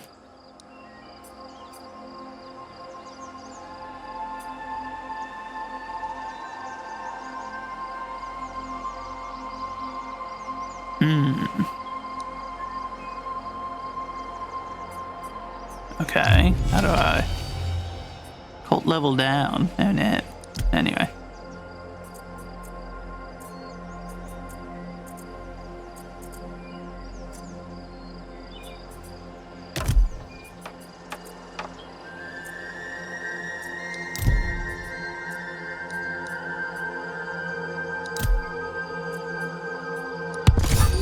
I've got what it takes.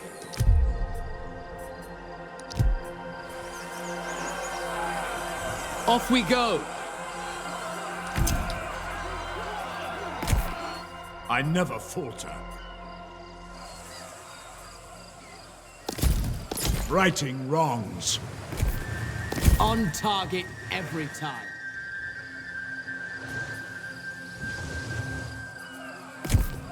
I will not break. No one is safe from me.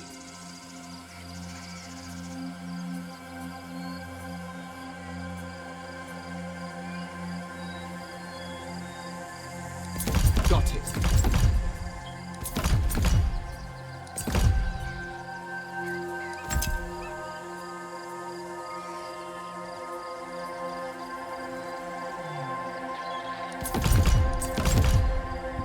There we go. Construction available, you say?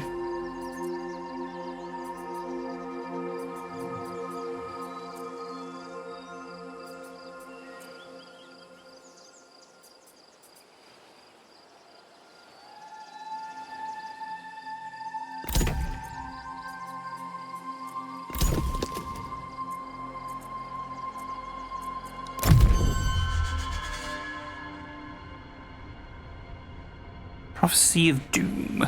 Oh dear.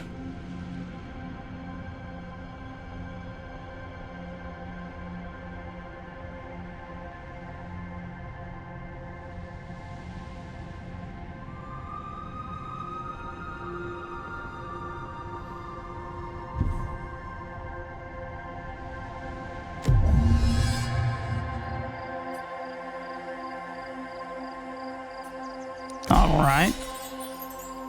Just and true. Good. Touched by Demeter. -5 food upkeep for all. Oh, nice. Bulwark of the Achaeans. For glory.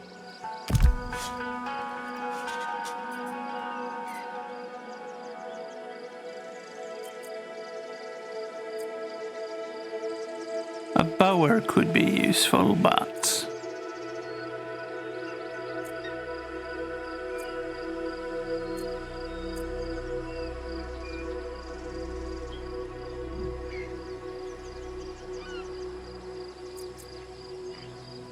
Altar of Hera, let's see.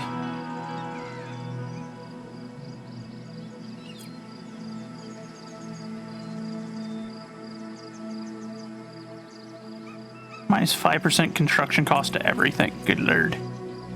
Altar of Ares increases all that. You know what though? We're gonna... Why not? If we're going to be pagans, at least we'll be pagans to one of the gods that makes sense. Like the ones that make armor. Defending the righteous.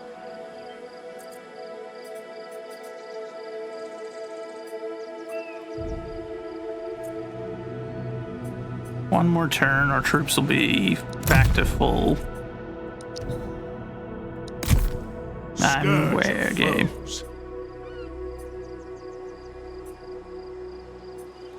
With haste.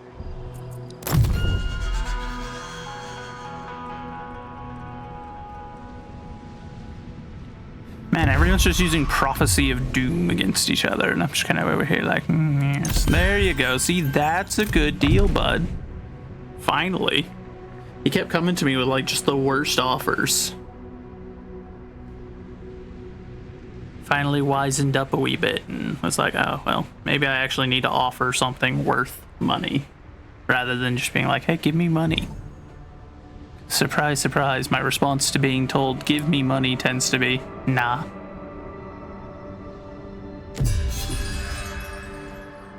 Firm but fair. Good stuff. Good stuff.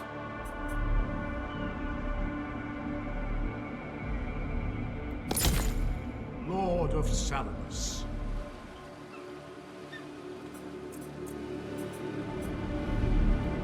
Into the fray.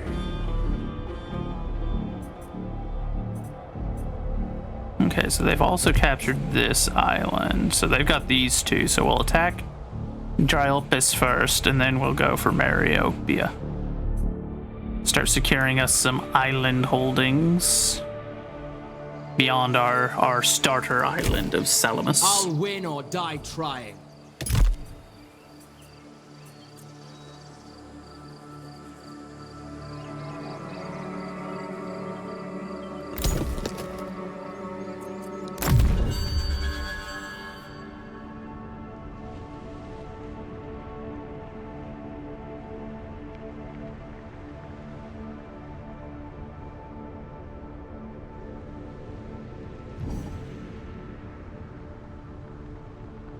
Happiness is stabilizing. Single barter, some money for food. How much food have I got? I've got a lot of food, dude. Also, you're offering me like all of your food. It's probably not a great idea.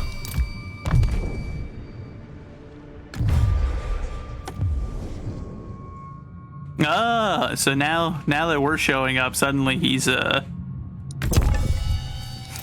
suddenly these pirates want to make peace now that my army is the one showing up in their territory.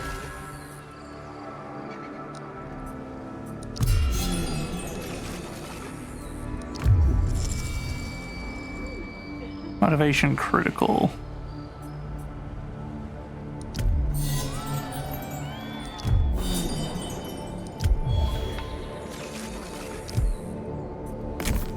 Truest friend, deadliest enemy. Engage the foe.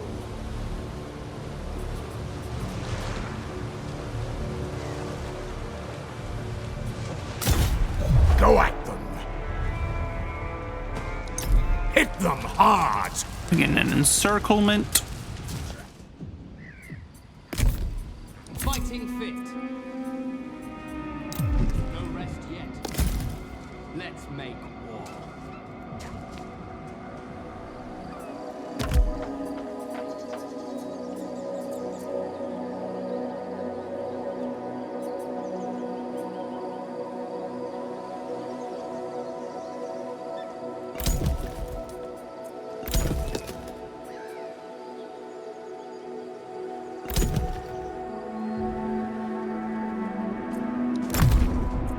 Royal Decree available. So next we'll do Royal Stone. Because we gotta have stone to be able to build stuff that we need.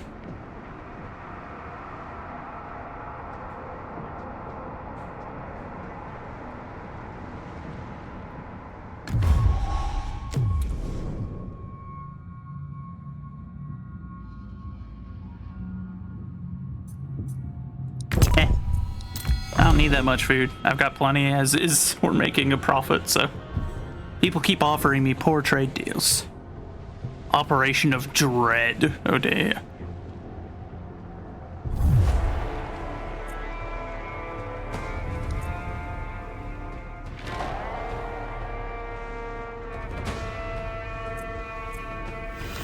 Pull back! I may have slightly erred here, but we shall see. Perhaps we can pull a dub out anyway.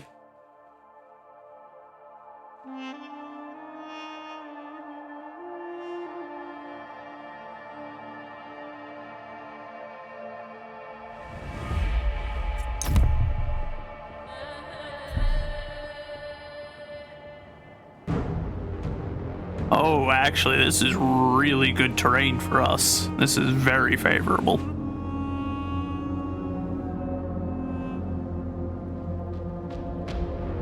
The reinforcements will be coming from there, which isn't great, but...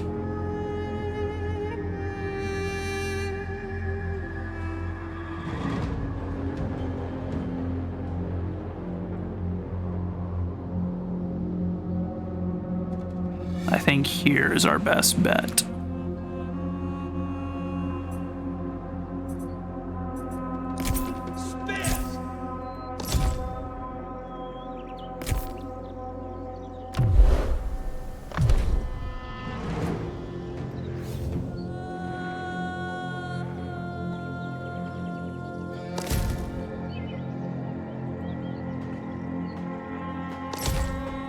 For the Achaeans!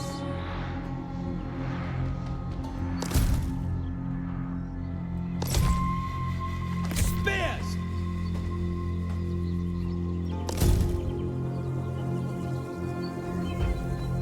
Sons of Achaea!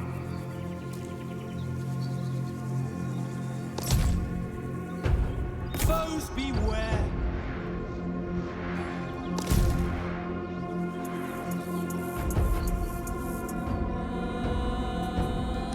Sons of Achaea! Of course! Foes beware! Sons of Achaea! Awaiting orders!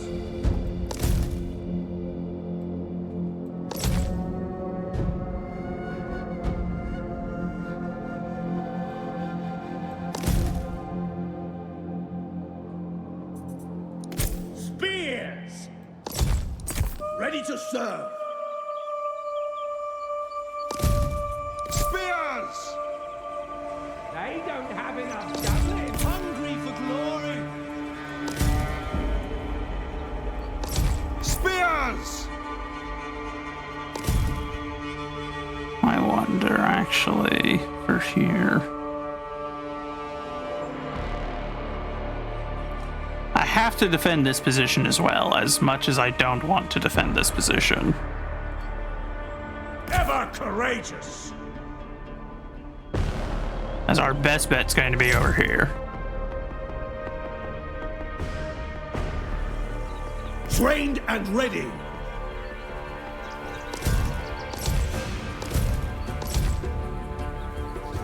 At your command!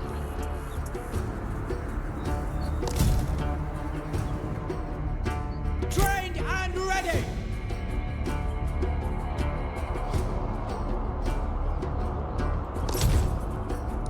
Swords! The enemy is receiving reinforcements. On the move! Forward march!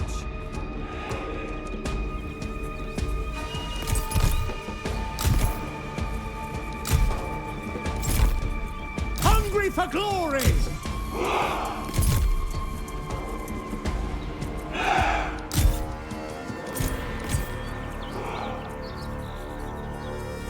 Yes! Into formation now!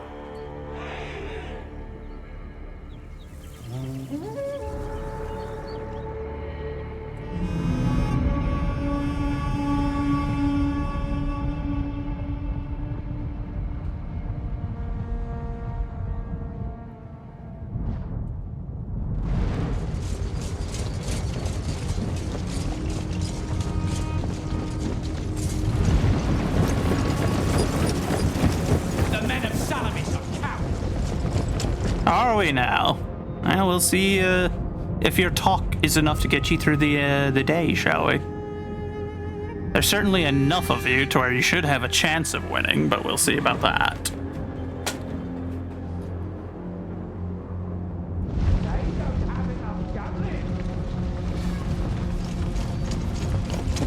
I do like these units. This is a cool looking unit. The shielded spearmen, I like that. Good aesthetic. Fighter Vanquisher. Lots of spearmen. Some young spear. Good bit of militia. But it looks like spearmen are like the bulk of their forces.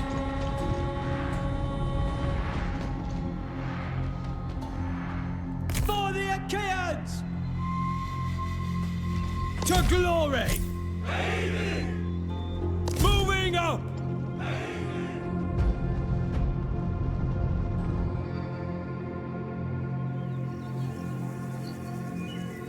Spears!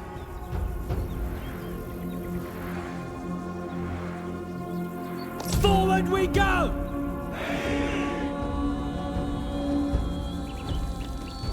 They'll soon be begging for mercy. Charlie!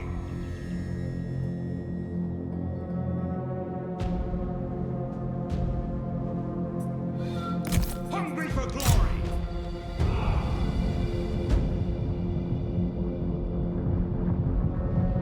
Okay, looks like the bulk of their forces are probably heading for our main group.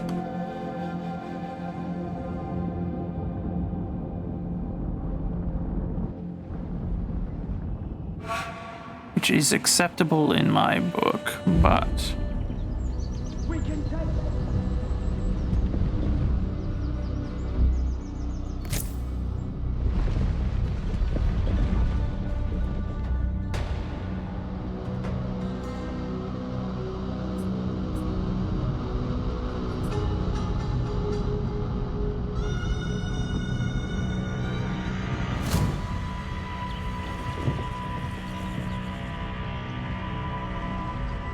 Make every blow count! Combat ready! Combat ready!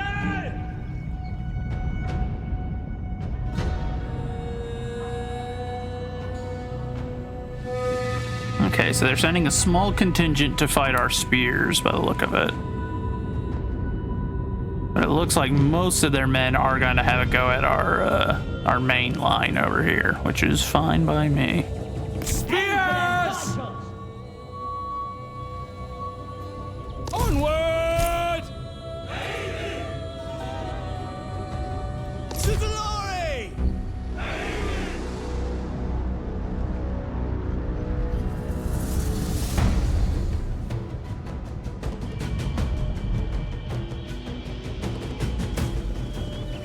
Sons of Achaea!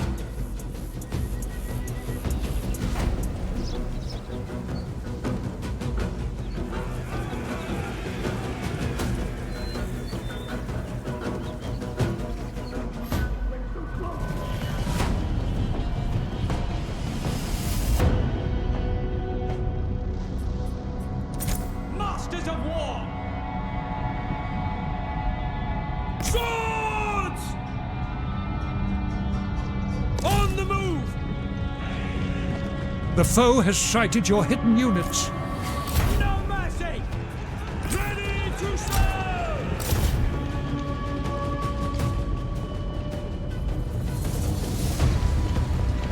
Awaiting orders! Move up!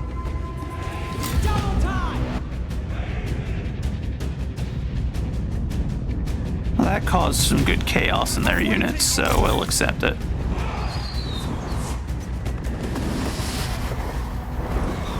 Your warriors have spotted hidden foes. Ready to serve! Advance, men! I will!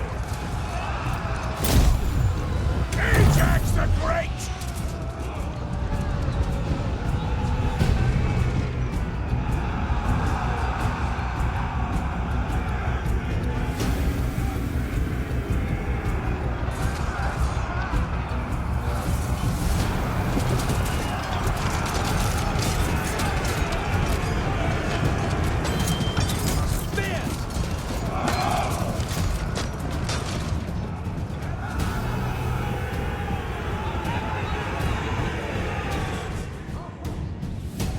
Foes beware!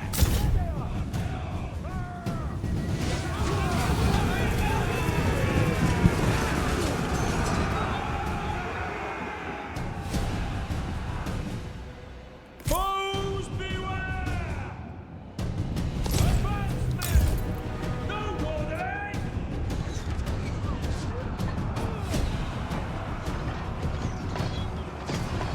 Great deeds! Right away!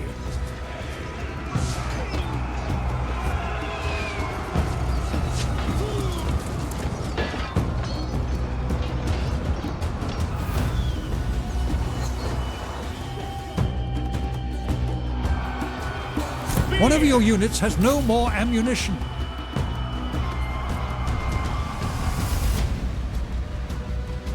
They're committing completely on this side, so if I can kill that flank and bring my spearmen around. It will be! Unstoppable! Strike true!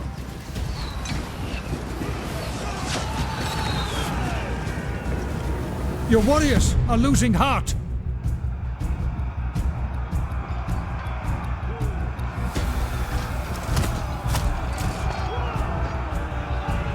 Spears! Trained and ready! At your command! Combat ready!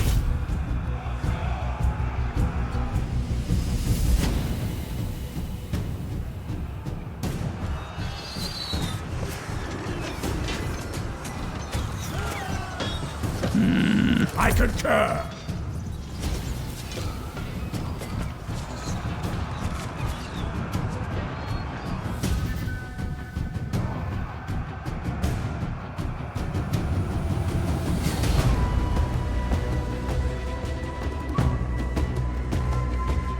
Awaiting orders! Destroy the foe! Don't hold back! Brace yourself! Sons of Achaea!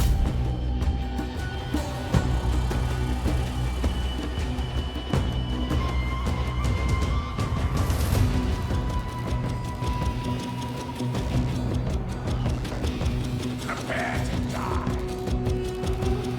Spears! How is this unit still holding against this many men? Good lord.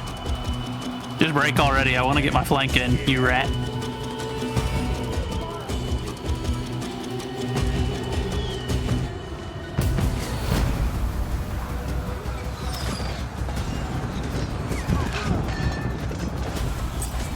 Awaiting orders! Brace yourself!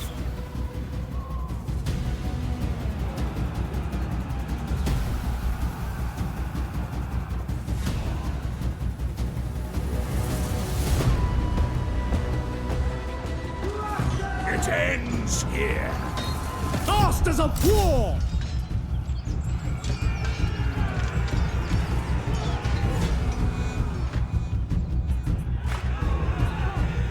Combat ready!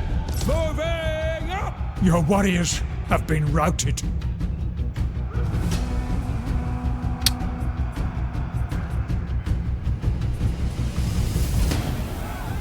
Well, it only took you guys having over double the troops I have, but it looks like you might actually score a W.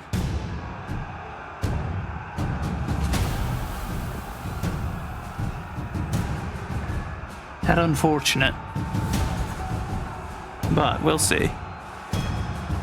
If this stupid champion over here would just break already, we might have a chance of turning this around. Because back pressure to their forces would be here. No, we're done for. Our line's breaking. Charlie! Ajax the Great! Now you die. Useless rats, the whole lot of them. Also, whatever that ability is, good God. These guys have some way better heroes. Apparently, I need to put some high priority on acquiring warriors next time I play this. But Spears!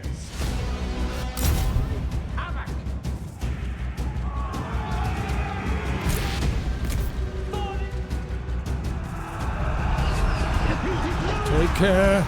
You are losing ground. you don't say. I'm losing ground. It only took twice as many troops as I had.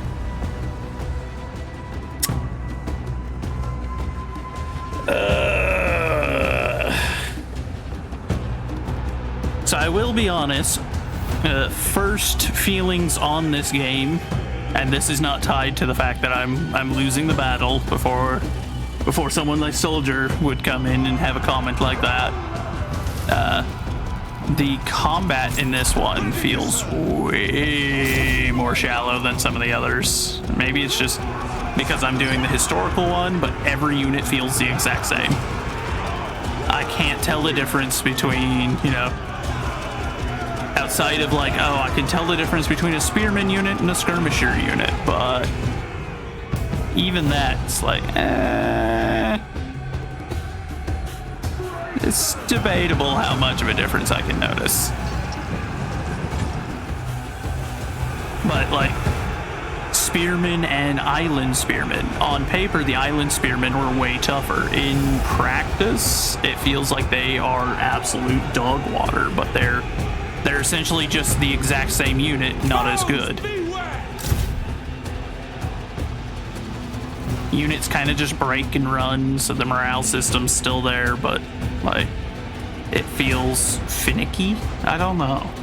It just does not feel that good compared to some of the other Total Wars, and maybe it's because it's just, you know. By Ares, your warriors are rallying. Oh, good. By Ares, yeah. Ooh, that'll make a big difference. I'm glad they're coming back. Good on them.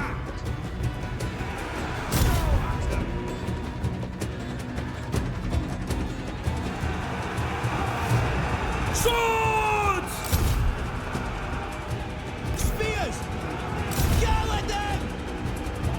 Pull the But yeah, like, so between a Salamis Marine and a Spearman, what's the difference? They don't feel, I don't know. I definitely feel like it ends up being better 9 times out of 10 whenever it's one of their rifle games. So the ones that have, you know, cannons and sharpshooters and light infantry versus line infantry, and those actually feel different. Like, if you're trying to use your light infantry for the same thing that you would use line infantry for, and that, trust me, you'll notice the difference quite quickly. But here, they all just kind of feel the same. They all feel rather bland, and I can only assume that that is not the case if you play like the, what is it, the mythology mode, or the legend behind the myth, or the truth behind the myth, whatever they called it. That's probably a bit different. But at least here it feels extremely generic. It's kind of boring. Cool concept. But in practice, hit dog water. Yeah, we get it. So we'll wrap it with this one. We might go play some Napoleon or something here in a little bit. But for now, we're going to continue watching the video we were watching yesterday about making video games, because that would be more enjoyable, I believe. So we're gonna swap over to our React. Hop back into just chatting. Sprite. We use Sprite because it's really good at making, pixel art animations. I really enjoy that. Super fun. Do you see future in VR games? I do. I see a future in that, but not until it's like, like Nerve Gear, where it's like hooked up to your brain. And for me, it's kind of tough because VR games, I can't play them. I get motion sick really bad. Like the moment I put the headset on, I'm vomiting all over the room. It's great. It's not what you want, right? But I do see a future of VR games. But I think what we have right now, the things like the Oculus and stuff like that, all the devices that we're wearing, it feels like Laserdisc to me. It feels like that middle ground before we have true full dive immersion. You know what I mean? You've got that kind of interim technology where they're playing around with it, and then eventually they're going to be like, whatever, we're just going to hook it up to your brain. And I'm waiting for that. That's what I want. I just want to, load into video games and be done for the day. In any case, sounds like a game I could get into. Hell yeah, dude. Yeah, so Sprite's great for 2D stuff. And it's $20, or, and this is the cool thing, you can compile it from their GitHub for free, and they let you do that. So these guys not only sell it, but they give it away if you want to go through and compile it from their GitHub. That's fantastic. That's really cool. GIMP, free. It's free Photoshop. It's not as good as Photoshop in some reason, for some things, but it's fantastic. If you That's really what I want to use. use photo manipulation software, use GIMP. There's nothing wrong with that. Blender used to be sad. It used to Maya used to just dominate over Blender all the time, and Blender wins now. Blender is amazing for 3D modeling now. It's used for everything. It plugs into everything. It's gotten so powerful over the years. And because of that, it's fantastic for making 3D games. Use it. It's free. It's totally free. There's no best music program. Our musician's name is Stein von Waker, and all this music you hear is from Stein. All of it. And like I said, we've got about 100 songs in the OST. All this is from Heartbound. All of it's from Stein. Stein is a wizard. Absolute wizard. Fami Studio is really good for making NES games. That's a free tool that you can use, or NES-style chiptunes. If you love that old, NES-style music, like the old chiptune stuff, use Fami Studio. It's fantastic for that. Anvil's the same, but for MIDI. And then the big one, and this is the expensive one because it's it's $100, is FL Studio. All of our music is made in FL Studio. Doesn't mean you need to use this. Go and make something in Fami Studio. It's just as good, and it's free, and you can use it for all kinds of stuff. In fact, let's take a look at a game real quick. I'm going to show you something really small that I love. How many of you guys have ever played Downwell? Check this game out, dude. Listen to this music.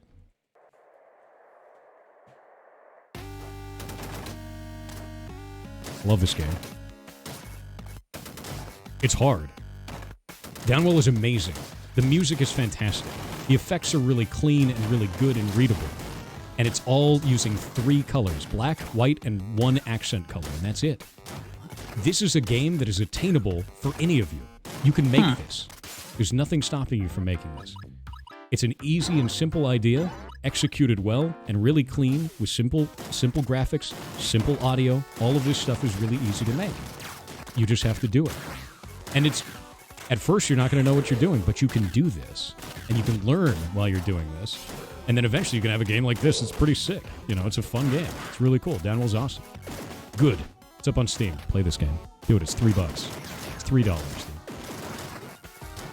But yeah, do that. Seriously. So you can use these types of tools to make that stuff. Then you're like, okay, well, I don't have $100 for FL Studio, and I want to use FL Studio. How to raise money? There's a lot of different ways to do it. There's a massive amount. Just like I said before, don't quit your day job. Keep that day job. Use it to fund your gaming development habit, right? Because at first it is. It's going to be a hobby. It's going to be a hobby at first. You're going to learn this stuff, and you're going to get better at doing this. And eventually you'll make something that might stand on its own and make money back. But make it for the love of the game at first. Then one day it might be your job. That's how all hobbies go. All hobbies are you doing something really cool, and then you're like, wait a minute, I'm really good at making this. Maybe I'll make this my job now.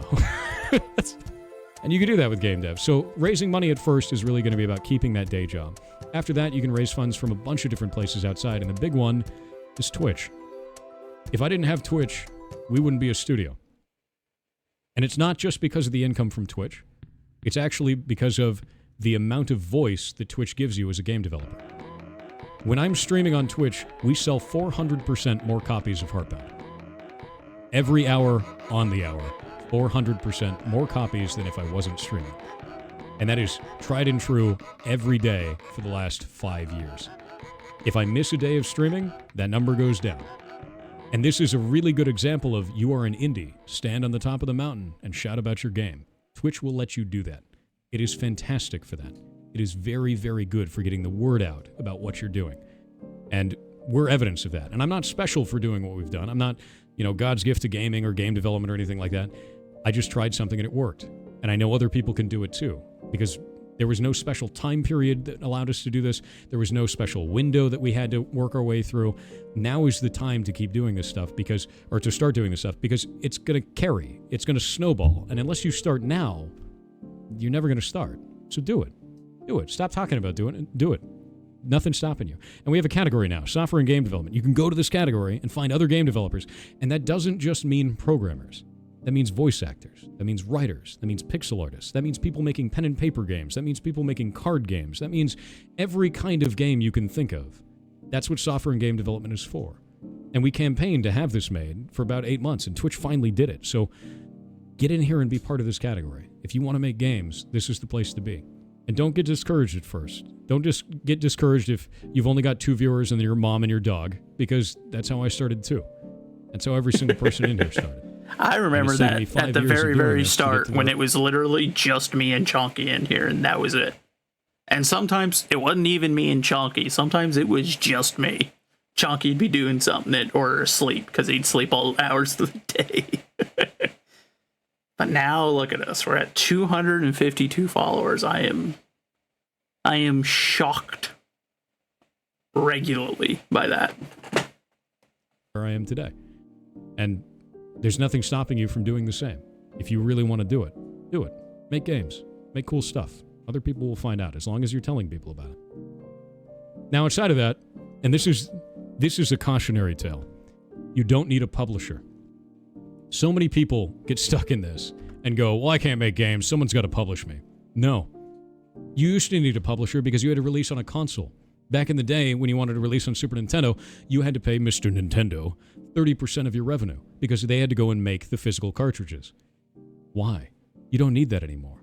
No one needs that. You can distribute it yourself. You can put it up on Steam. You can put it up on itch.io, on GameJolt, on Humble Bundle, every one of these different places, and you can do it without paying anyone. So do it. You don't need a publisher. And many, many indie studios that I know went, oh man, I went with a publisher because we thought it was the best idea, and they took 70% of our income. The biggest question you have to ask, and this is the big one in here, will the help of the publisher lead to profits above and beyond the revenue cut that they take? If you don't know the answer, or if the answer is no, then you don't need a publisher. And that's it. Don't fall for the trap. They're vampires. Also, I love What We Do in the Shadows. Watch that show. It's amazing. Good stuff. Next one is Kickstarter. So Kickstarter isn't... This is going to seem weird. Kickstarter isn't for making money. That's not what it's for. Kickstarter is for raising awareness about what you're making. It's not for making money at all. So when I put Heartbound up on Kickstarter, we did a bunch of analytics to find out, like, oh man, how much money could we make within a certain time period? Like average, right? Like how much do you think we're going to make within a certain amount of time? And it came out to about $5,000. Heartbound is a game that's been in development now for 5 years. We have it out in early access. People buy it and all that kind of stuff. But $5,000 is not going to make a game with a bunch of people working it full time for 5 years. It's not going to happen. So why did we put it up for that much? Because we knew from the analytics that it was a likely amount to reach that within 24 hours. Why do you want to reach that in 24 hours? Greetings, Kivini. How are you doing, my friend? You want to be that sensationalist. Howdy. You got your game funded in 24 hours. Everyone wants to pick that up. IGN immediately picked this up and wrote a story on it. That's what you use Kickstarter for. You use it to raise awareness for what you're doing. You use it as a platform for media to pick you up and talk about you. That helps you amplify everything that you're doing to tell the rest of the internet what it is that you're making. Use Kickstarter for that. Great. It's fantastic. And you get to give out cool rewards to the people that back you, too. It's a really awesome thing to do. Builds community, builds awareness of what you're making, and also makes a little bit of money on the side. But it's not primarily... And Lord bless you, my friend. That's not what it's for. I am doing well enough. Merchandise. Make stuff. Do it. We have a bunch of merchandise. Look, it's merch. Wow. Look, it's my face all over a cup. Horrifying. Nobody wants that. They still buy it anyway. But yeah, make merch. Merch is cool. We actually use a shipping service called Pirate Ship, which is cool. I like them because they're very on brand. But we have a bunch of different like manufacturers and stuff that I put up on this, and it's good to release these things. The margins on them, though, are very small, generally. You don't make a huge amount of money off of merch, but you do get to see people really happy about what they're buying, right? When somebody throws donations at you, you can't really give them anything back. When they're buying something, they may feel really cool about it. They may actually get into it and be like, oh man, I've got this cool sticker. I'm going to go put it on my computer and people are going to see it and I'm going to talk about it. Merchandise is cool because it lets your fans show off. That's more than anything else. And it feels good, man. So, like, make it. Even if it's silly, just little stickers. Just make them. Make them. Get them out there. It's not super expensive to do. It's really cheap. So, outside of that, coffee. Good way to make money. Not Patreon. Patreon takes 8%. Patreon, if you're a founder, takes 5%. Coffee takes $4.50 a month flat. It's the exact same service. There are other services like this that exist out there on the internet. Don't use Patreon. Use Coffee. Cheaper. And I'm not saying none of these are sponsored, by the way. Not a single one of them. Not a single one of these is sponsored. This is all the best way to run this as an indie trying to live off of ramen. That's it. That's what it is. You know, you want to retain as much money as you possibly can when you're indie, and this is a good way to do it. So outside of that, where should you launch your game? You're like, okay, I've got it. I've got a demo. Everything is out there. People know about what I'm doing. Where do I send my stuff? Steam. Steam is the big one. Why is Steam the big one? Let's bring out the good old MS Paint. MS Paint, the ultimate. Steam takes 30%. And you're like, wait a minute, you said publisher's bad. 30% bad. 30% is bad. Except for with Steam. Steam lets you do something that's a magic trick. They let you sell Steam keys. How much money does Steam take when you sell a Steam key? That is a big old mug. 0%. If you take a Steam key, which you get for free, you can order as many of them as you want as a developer on Steam. If you take that Steam key and you sell it on another platform, Steam takes nothing. 0%. They take absolutely nothing. That is phenomenal. So what you do is you take your Steam keys and you put them on Humble Bundle, and you put them on Game Jolt, and you put them on itch.io, and you sell your game on all these different platforms, and some of those sales have no overhead whatsoever. And then on top of it, you have one center of distribution, which is Steam, which means every time someone buys the game, all the updates come from Steam. You don't have to manage all these different files in different locations. It's all just on Steam. It's easy for you. Super simple stuff. And this fella is way smarter than I am, but super good way to do it. I will learn from him. So then outside of that, you're like, okay, well, that's neat. Well, no one can find my game on Steam. Steam has a way to fix this called visibility rounds. When you release your game, you get 5 of these. 5 VRs, right? 5 visibility rounds that get released. And when you use a VR, you get 500,000 impressions on front page of Steam.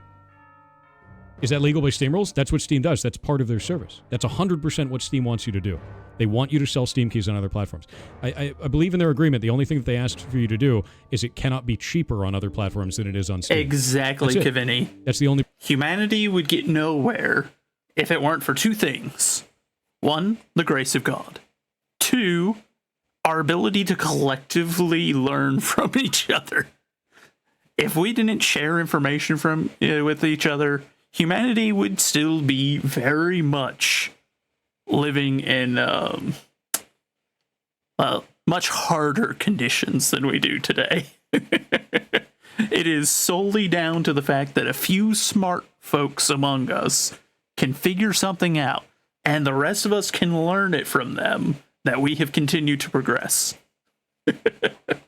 And that's why I'm watching this guy. That's why I'm watching his videos, even though I'll admit at times he curses a little bit more than I appreciate. But for the most part, he's really good about it. And he is infinitely smarter about this stuff than I am. And I want to learn from him because he's doing what I want to do. I want to develop a game. And I'm going to develop a game. I have committed myself at this point that I will develop a game. I just need to know how to. And this fella is offering me the how-to. Only part of the agreement. And he's not asking for a penny from me. Allowed. But yeah, the Steam visibility rounds let you be on front page of Steam for 500,000 impressions. That is amazing. And you get to do that 5 times. And when you leave early access, they give you one that gives you like 1 million impressions on front page. Holy And it doesn't moly. even count as one of the VRs. So when people talk about like, oh, well, Steam doesn't do anything for visibility, use their tools. They have them there. Every time we enter a Steam sale, we sell basically 90% of our copies for the year during Steam sales. And you can go and join those or leave those at will. Indeed, Like, you get to Kvinny. choose if you want to be a part of that or not. They don't do that to you. They don't set the rates for you. You do it as the developer. Now, people go like, oh, well, that's cool. That's all fine. But like, you know, what about people that steal from us, right? Like, what about pirates? And, you know, I'm Pirate Software, so I should know a thing or two about piracy, right? It's a little bit about piracy. With the name, right? So let's talk about piracy for a moment. Like, oh, you know, piracy, people are going to steal my game. Like, Steam doesn't really have any protections in place for it. You're right. But what is piracy really an issue of? My chat knows. Do you guys know what piracy really is an issue of? Because it's not people being jerks. It's an issue of cost or distribution. If people can't buy your game because it's too expensive, they're going to pirate it. If people True. can't get your game because they can't obtain it, they're going to pirate it. Access and cost. The whole thing. So a really good example of this is Brazil. Our game, Heartbound, took off in Brazil before it took off anywhere else in the entire world. The average household income in Brazil is 880 to 1100 BRL. It's about 180 US dollars. If you're telling them to buy a $60 game, you're saying, give me a third of your household's monthly income with 2 working parents. Of course they're going to pirate your game. How? So what do we do to fix that? Let's go pull this up.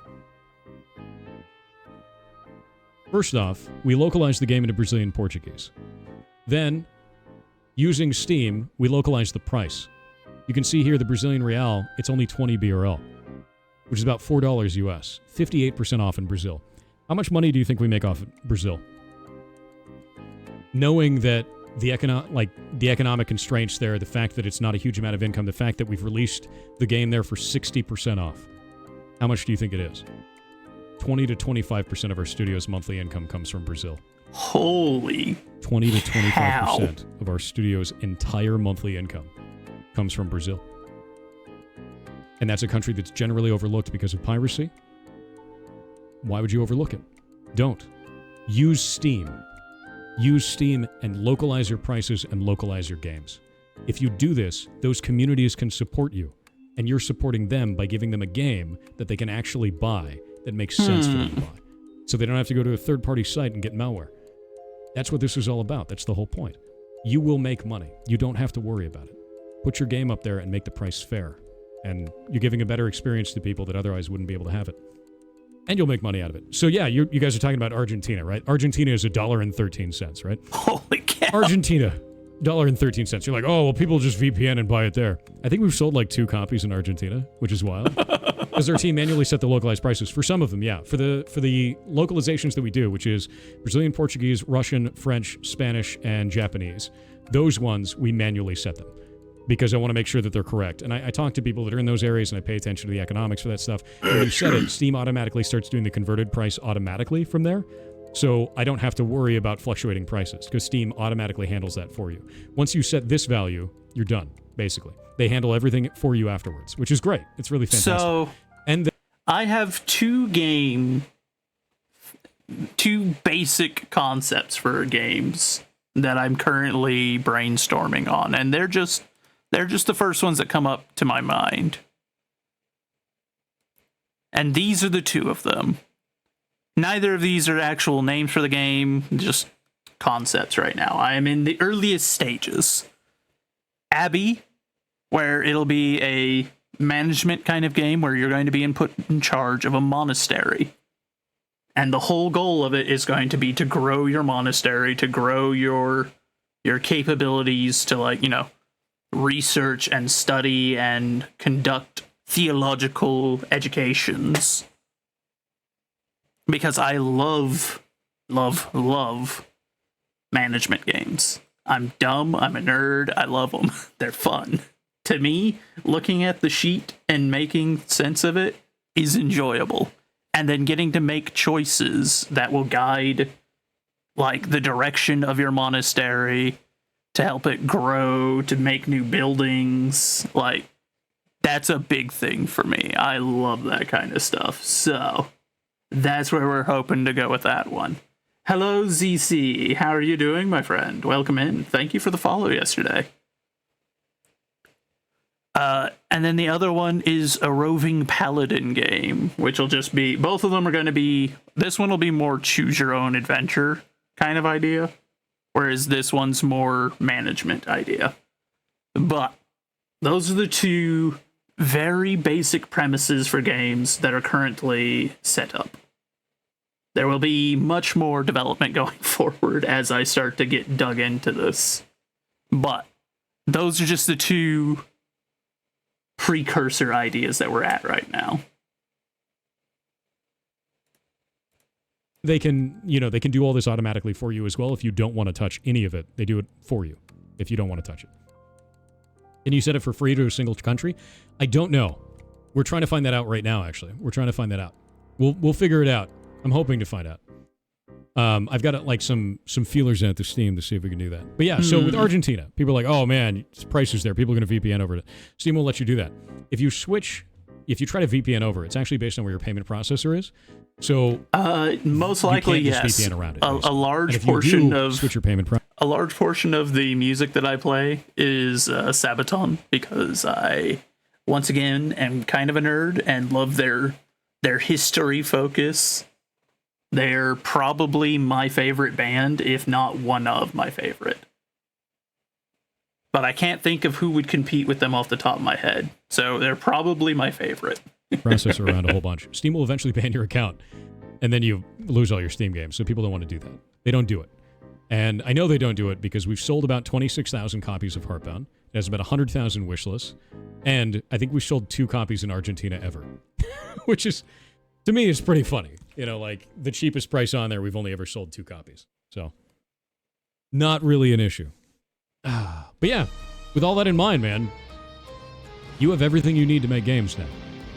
And it's all on the website, develop.games. And there's no ads on here. The only thing that there is me at the bottom, waving at you. I'm there. Many hundreds of thousands of layers. He did change that. He did change that particular bit. I think he's at the top now. My website. But that's okay. It's his website. And he's giving this when I put ads, all this information for free. Games and seeing ads for that stuff up here just feels gross to me. Making games is hard enough. I don't want to put a bunch of stupid ads on here. I don't want to monetize this in a way that is gross. I don't want to put a paywall in front of it. I don't want to do any of that stuff. It's gross, dude. It's gross. What about game revenue taxation? What about game revenue taxation? Does Steam take care of all of that? Steam handles, so what I end up getting is a royalty check, right? So a royalty check from the sales of the game. Steam handles other stuff like VAT and all that other things. Like I don't have to deal with any of that. I just have to pay the federal government and my state if we had state income tax, which we don't. Washington. Hey, Indy state. It's a good day. Good state to be. But yeah, Steam takes care of all the other stuff. I just have to pay federal taxes on income tax. That's it. That's all I have to do. Which is nice. And then my tax man does it, so I don't have to look at it because it's scary. Is that Viking blood? Don't let Thor fool you. Making games is dead easy. Just push the make game button in Game Maker. Yeah, dude, just press make game and you're done. And it's over. You don't have to do anything else. It's that no simple, international y'all. Considerations. No. When you're launching on Steam, it launches internationally already. So like we sell copies of Heartbound in Japan, for instance. And Steam handles all of that stuff for it, which is really nice for you. As an indie dev, nothing could be more powerful than that. I think effectively, Steam is probably the best publisher that exists right now. And it makes it really easy as an indie dev. I mean... And I think the buy-in is... I mean, he's not wrong. That's kind of 99% of the population's response to taxes. And that's a fair response because the government has literally made a system wherein they know how much you owe them or how much they owe you. But they will send you to prison if you get it wrong. Sometimes, like, you could end up in jail for doing your taxes wrong. And they just, every year, they're like, well, we've added 12 new laws with 37,000 new clauses. And it's just like, oh, God. Oh, God. It's a full-time job for tax experts just to stay on top of it to know what they're doing. And it's one of the funny things? You know, what's their name? That group that offers to do your taxes for TurboTax. You know, it's one of the funniest things about them. Do you know what one of their biggest political investments is? It's on getting those new laws and regulations to keep it complicated, because they're large enough to where they have a corporation where they can literally stay on top of it and know what to do to work in the system, but it strangles out all of their competitors. They don't like you. Their whole thing where it's like, we want to help you save time and get you your money back. They don't care about you. They hate you. You're a number to them. And they will pass infinite numbers of laws and put infinite amounts of your money back into a politician's pocket to get that politician to pass a law that will make your taxes harder. That way you'll continue to go to them because you're scared of doing your taxes. You gotta love it. It's like $100 in total. And if you put your game out on GameJolt, for instance, like GameJolt is really good for launching like demos. It's really fantastic for that. Look how nice the page looks. You make a sick looking page on here. This is the one for Heartbound. And you can make this stuff look really cool, and you can put your demo up here, and people can go and support exactly, you. Exactly, Kavini. That's their whole shtick. You got stuff up on GameJolt, and you do all this kind of thing. They charge you to do your taxes for you, and then take part of that money to make contributions to politicians, so that the tax law will get more complicated, so that because their big thing is, it seems, that they want to destroy all of like the lone tax guys, you know, like the ones where it's like, oh yeah, it's Jim Joe John down at the street that, you know, lived in your town for 30 years, and he does everyone in town's taxes. Well, if they make the tax law complicated enough, he's going to mess up, and he's going to get knocked out of the game, and then you'll only have TurboTax. They do it in Indonesia too. I mean, that's every country. Corporations and corruption in general, like, just, I don't know what it is. The moment that you get more than a handful of people together, corruption is going to start. And it takes a lot of discipline and a lot of work and sometimes a very heavy punishment system to prevent it from getting out of hand. And it just never lasts. People are corrupt inherently. They're ungodly people doing their stuff. Exactly. They let greed and sin into their life, and they start prioritizing the material, and then next thing you know, you've got just the most horrifying mixture of, like, where we're at right now. We've got all the negatives that come with something like like Cyberpunk. All the negatives of Cyberpunk we basically have today. None of the positives, none of the good stuff that we could have gotten from it came with it.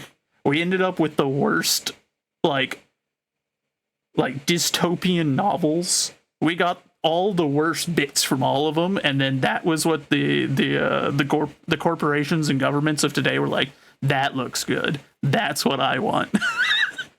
And we're all just stuck in it, and it's stupid, and it's gay, and I don't like it. It's terrible. We don't even get any of the cool bits. You can take that money and then go put your game up on Steam, and then the ball starts rolling.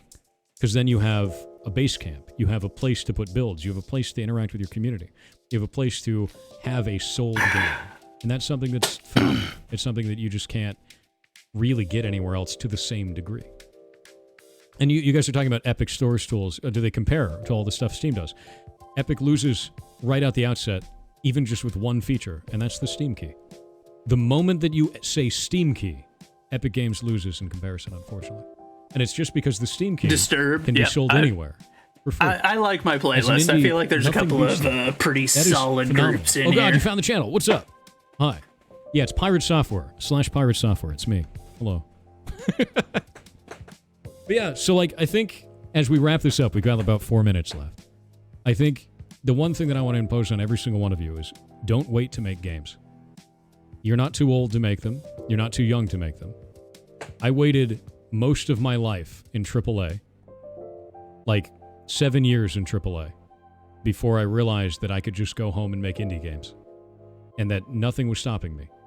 You have access to all of human knowledge on the internet, and you can do this. You can absolutely do this. And we have a really pretty looking game right now. If we go and look up Heartbound right now, you can see this. What we've made now looks just great, right? We've got this cool trailer and all this cool stuff and all these nice cutscenes and everything that we have on here, and it looks fantastic. But it didn't always look that way. Let me go pull this up real fast. Whoop. Where is it? I'm going to show you something. The screen's going to go black for a second. Don't worry about it. It'll be fine. Don't worry about it. This, what you're about to see, is horrifying. This is what Heartbound looks like today, with all these animations and all these different cutscenes and all this different stuff that we have here, right? This is what it looked like originally. Let me pull this up. This was the first build of Heartbound. Look at him. He is a potato. Look at him. My God. Every game looks like this in the beginning. Every game looks like this in the beginning. I have 2D pixel art ray trace lighting in my game now. This is what it started as. You're going to make a game that looks like this at first, and it's okay. Don't be down on yourself. Just make it better each day. Just make it better each day. That's it. Go make Potato Simulator, dude. Make it.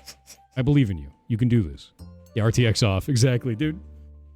From all your games, what would be your monthly earnings? From all my games, monthly earnings? I don't actually know. I basically take all of my money that I make and I put it back into the studio. Everything. That's the correct way to do it. I try to pay out to our artists and yourself. musician as much as I possibly can. Invest in your company. If you're building a company, I used to invest make in it. money. I used to work for the federal government, right? Like I was a hacker for the Department of Energy. I was a big nerd. But like, if I wanted to keep making huge amounts of money, I would have kept that job. I want to enjoy myself. I want to make games. I want to make things Exactly, that other people can enjoy and do this Continuous thing. improvement. So that's what I do. As long as I make enough money to pay my bills, I don't care about anything else. That's just kind of how I live. If that makes sense. It's kind of a weird one, but yeah. Did you hack any nukes? No. And if I did, I wouldn't be able to tell you. Yeah, that's it, dude. That's the whole deal. Well, it's been fun. Enjoy Twitch Fridge. You guys are amazing. Thank you for being here. Goodbye, everyone on the Twitch Fridge. I think we actually have 1 minute left. I'm just going to do this for a minute. Actually, wait. Nope, my ferrets are all asleep. Unfortunate. I was going to show you the ferrets. They have a big cage over here. They're quite a lot of ferrets, but they're all sleeping inside of that hammock. You can see it's like... Poor ferrets. All sleeping. It's not time for them to be awake. Anyway, bye, everyone. He does have a good voice. He's got a good voice and a good enough personality. I like him. He is definitely one of those people I'd love to get to like hang out with, but I doubt that I will at any point be in a position to do so, you know? But who knows? Who knows? The world's a crazy place. I'm still shocked that we got over 250 followers. I don't know what I'm going to do. I have to come up with what our celebration for that's going to be. Or if we're just going to keep on trucking towards 300, because we do have our anniversary coming up. It's not too much further off, I think. Let me check. How long do we have until our stream anniversary? Let's see.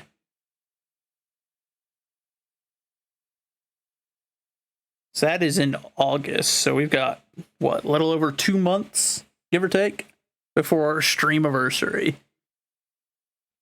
I'm shocked and confused.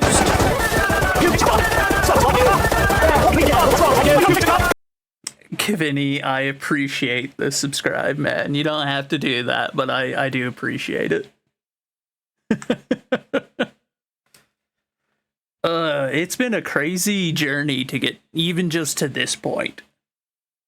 10 subscribers, 252 followers. It has been a journey. We're at 10 months, give or take a little bit. And from our first streams, which are way back, like we didn't even go by this name at that time. Like we weren't Captain Joseph of Tarshish. I can't remember what we were. It was like Pericles or something. That was forever ago. And that was probably a few years ago, 2 to 3 years ago, probably, if I had to think on it. And it would literally just be me and Chonky Seal hanging out in here, and that was it. And it would be muted And typically it was just a little bit of War Thunder. It'd be me and him playing War Thunder, or I'm playing a game that he didn't have access to. So I'd be playing it and he could watch it. And sometimes it wouldn't even be chunky. Sometimes it was literally like there were many streams where the viewer count stayed consistently at 0. No one came in at any point. No one came in and talked. No one came in and watched. Nothing. It was just me sitting in here muted playing a game. Because I didn't have a microphone. Like, I didn't have anything. And we have come a shocking distance since then. And I am utterly blessed with the community that I've made and the friends that I've made. Some of the best people I've ever met in my life I've met through streaming, which is funny because, you know, I was in the military for just about 4 years, and I still ended I did always have one viewer, you are correct. But even that part, I mean, I only converted shortly before I started streaming again, and whenever I went down this route, that was probably a year and a half, 2 years ago, something like that. And then I got baptized last year. So we've come a long way in a short time. And now I'm starting on this part of the journey where there's a reason I watched this video. It's because I wanted to get that motivation and to get those tools so that I could start working towards developing a game. It's something I've wanted to do since I was a kid. But as a kid, I often was not disciplined, you know. Children often struggle to be disciplined. It's not something they excel at. Adults often struggle to be disciplined.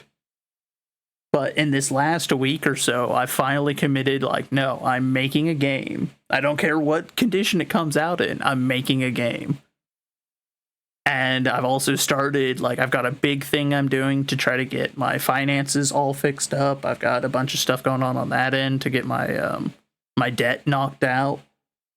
I'm working with the VA to get a job again, so streaming will become probably a little less frequent, or at least shorter streams, probably in the evenings. And I'm working on getting my disability claim readdressed. So, like, there's a lot going on right now. I've got a lot of things going at once, and I'm thrilled about it. I'm a little overwhelmed at times, I'm not gonna lie. Sometimes looking at all the plans I've got going at once, I'm just like, oh god, that's a lot of plates to keep balanced. But I am going to keep working towards it. I want that improvement. I have to improve. And yes, discipline is a Christian's best friend. Yeah, and that is something I'm working on every single day. Every day I stumble. Every day I falter. I have hiccups. But I am working towards that improvement. And by Job, I'll get there. Heck or high water, I'm getting there. There will be a game published at some point in the future. It will have my name on it. I'll do it. I will be the one to publish a game. And I'm thrilled that I've started on that journey. I'm thrilled that I've started on the financial journey to get the debt under control. I'm thrilled that I've made so many leaps and bounds in my faith. So many things going all at once, and all of them are good. Not all of them are easy, but all of them are good. There's a lot of good going on in my life right now. God is working hard on me, trying to get me to a good place, to get me to a respectable place where I can be a good, upstanding Christian and stop stumbling so frequently. But that is just part and parcel of it, you know? It's part and parcel of life. But yeah, so there's a lot going on. I'm setting up the stuff that I need to set up to have a technical studio. for publishing games once I'm at that point. But that it's more just like, reserving the names on Twitter and whatnot, so that way I don't have to worry about like, oh well, the studio name I wanted is gone because I did something and someone else got it before me. We're working on, so one of the things he recommended was the game design document. And this is a draft of one that they shared on the website from one of their game jams in the past. So I'm going to be going through this and working through, because right now this is set up for their game, for Mass Flux, the game that was being made, for the game that they were working on. But the goal will be that over time I'm going to swap all of this stuff over into what our plan is for our game. And like I said earlier, we got 2 concepts right now. Both are in their earliest stage. Actually, let me move that back down there. That way it's not like making it more difficult to read. And I'm also open to hearing ideas and bouncing ideas off of people that want to hear and want to participate in their own little ways. I know we've already got Starberry was like, her first response yesterday to hearing this was, I want a beta test. And I'm like, okay, hold on. I don't even have the concept hammered out yet. Let alone having a beta test ready game. That's a little ways off still. But we are in the earliest stages. We're getting that ball rolling because, like I said, this is something I've considered doing dozens and dozens of times over the last 10 years. And every single time I talked myself out of it. And every single time I didn't tell anyone that I was thinking about it. But for someone who preaches so regularly that what I preach being that communal enforcement is key, you have to have your communities, like you and your community always need to be working together in that kind of way. So I was like, no, we're gonna practice what I preach. Gonna start letting people in on some of the stuff that's going on some of the plans, and get that going. So there's a lot going on, but such is the way of things. That being said, I do think we are going to wrap it here for today. I do have some stuff I have to get done, unfortunately. Chat forced him to make the game. Exactly. If chat knows that I have said explicitly I'm going to make a game, then you guys are more likely to constantly hound me about it. And if I'm being hounded about it, that'll make it hard for me to get to a point where I'm like, I don't want it anymore, Communal enforcement. It is very important. Keep each other on target. Metal, it's the iron sharpens iron kind of deal. No Christian has ever achieved anything on their own. None of us ever will. It is a group effort. There's a lot that goes into making our stuff happen. But that's enough rambling out of me for now. I'm getting too mushy. I'm getting too into it. But I think next week will likely be our first big attempt, where we're going to get into this stuff and really start getting into the weeds and trying to learn, trying to figure things out and get the ball rolling, So look forward to that. It'll be next week, maybe the week after that. I have to figure out what all I need to actually. It probably won't be the week after that, because week after that I'm watching Pawpaw's Place for a couple of weeks. So I don't know how well I'll be able to set that all up. But thank you all for stopping in, hanging out. It has been an absolute blast. Unfortunate that our Total War didn't go super well, but you know what? That it is what it is. It can't always be the best round that you've ever played or the best game ever published. However, we will be back again tomorrow. You all, God bless you. I appreciate you all more than I could ever put into words, and I won't attempt to put it into any more words because we'll be here all day. Stick around for that raid, though. We are going to go raid a fellow Christian of ours. But all right, bye, chat. Bye. I'll talk to you again tomorrow. People to really start donating, Chonky. I understand how business works. How do you get the donations for the capybara? But you see, I just threatened to... Yeah, that. I threatened to that. The capybara if we don't pass inspection. And we're only gonna pass inspection if we got enough... You got it? I got all of it. I'm a strong man. I'm a big strong man.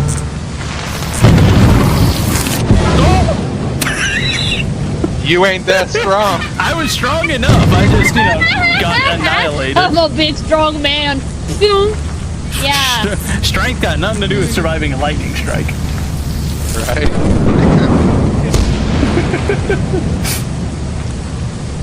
No. The keg is empty. The keg is empty. Hey, What do I do? Oh no. I don't have a bucket. I've got the buckets. I'll be I in. don't got no bucket. I'll be in shortly.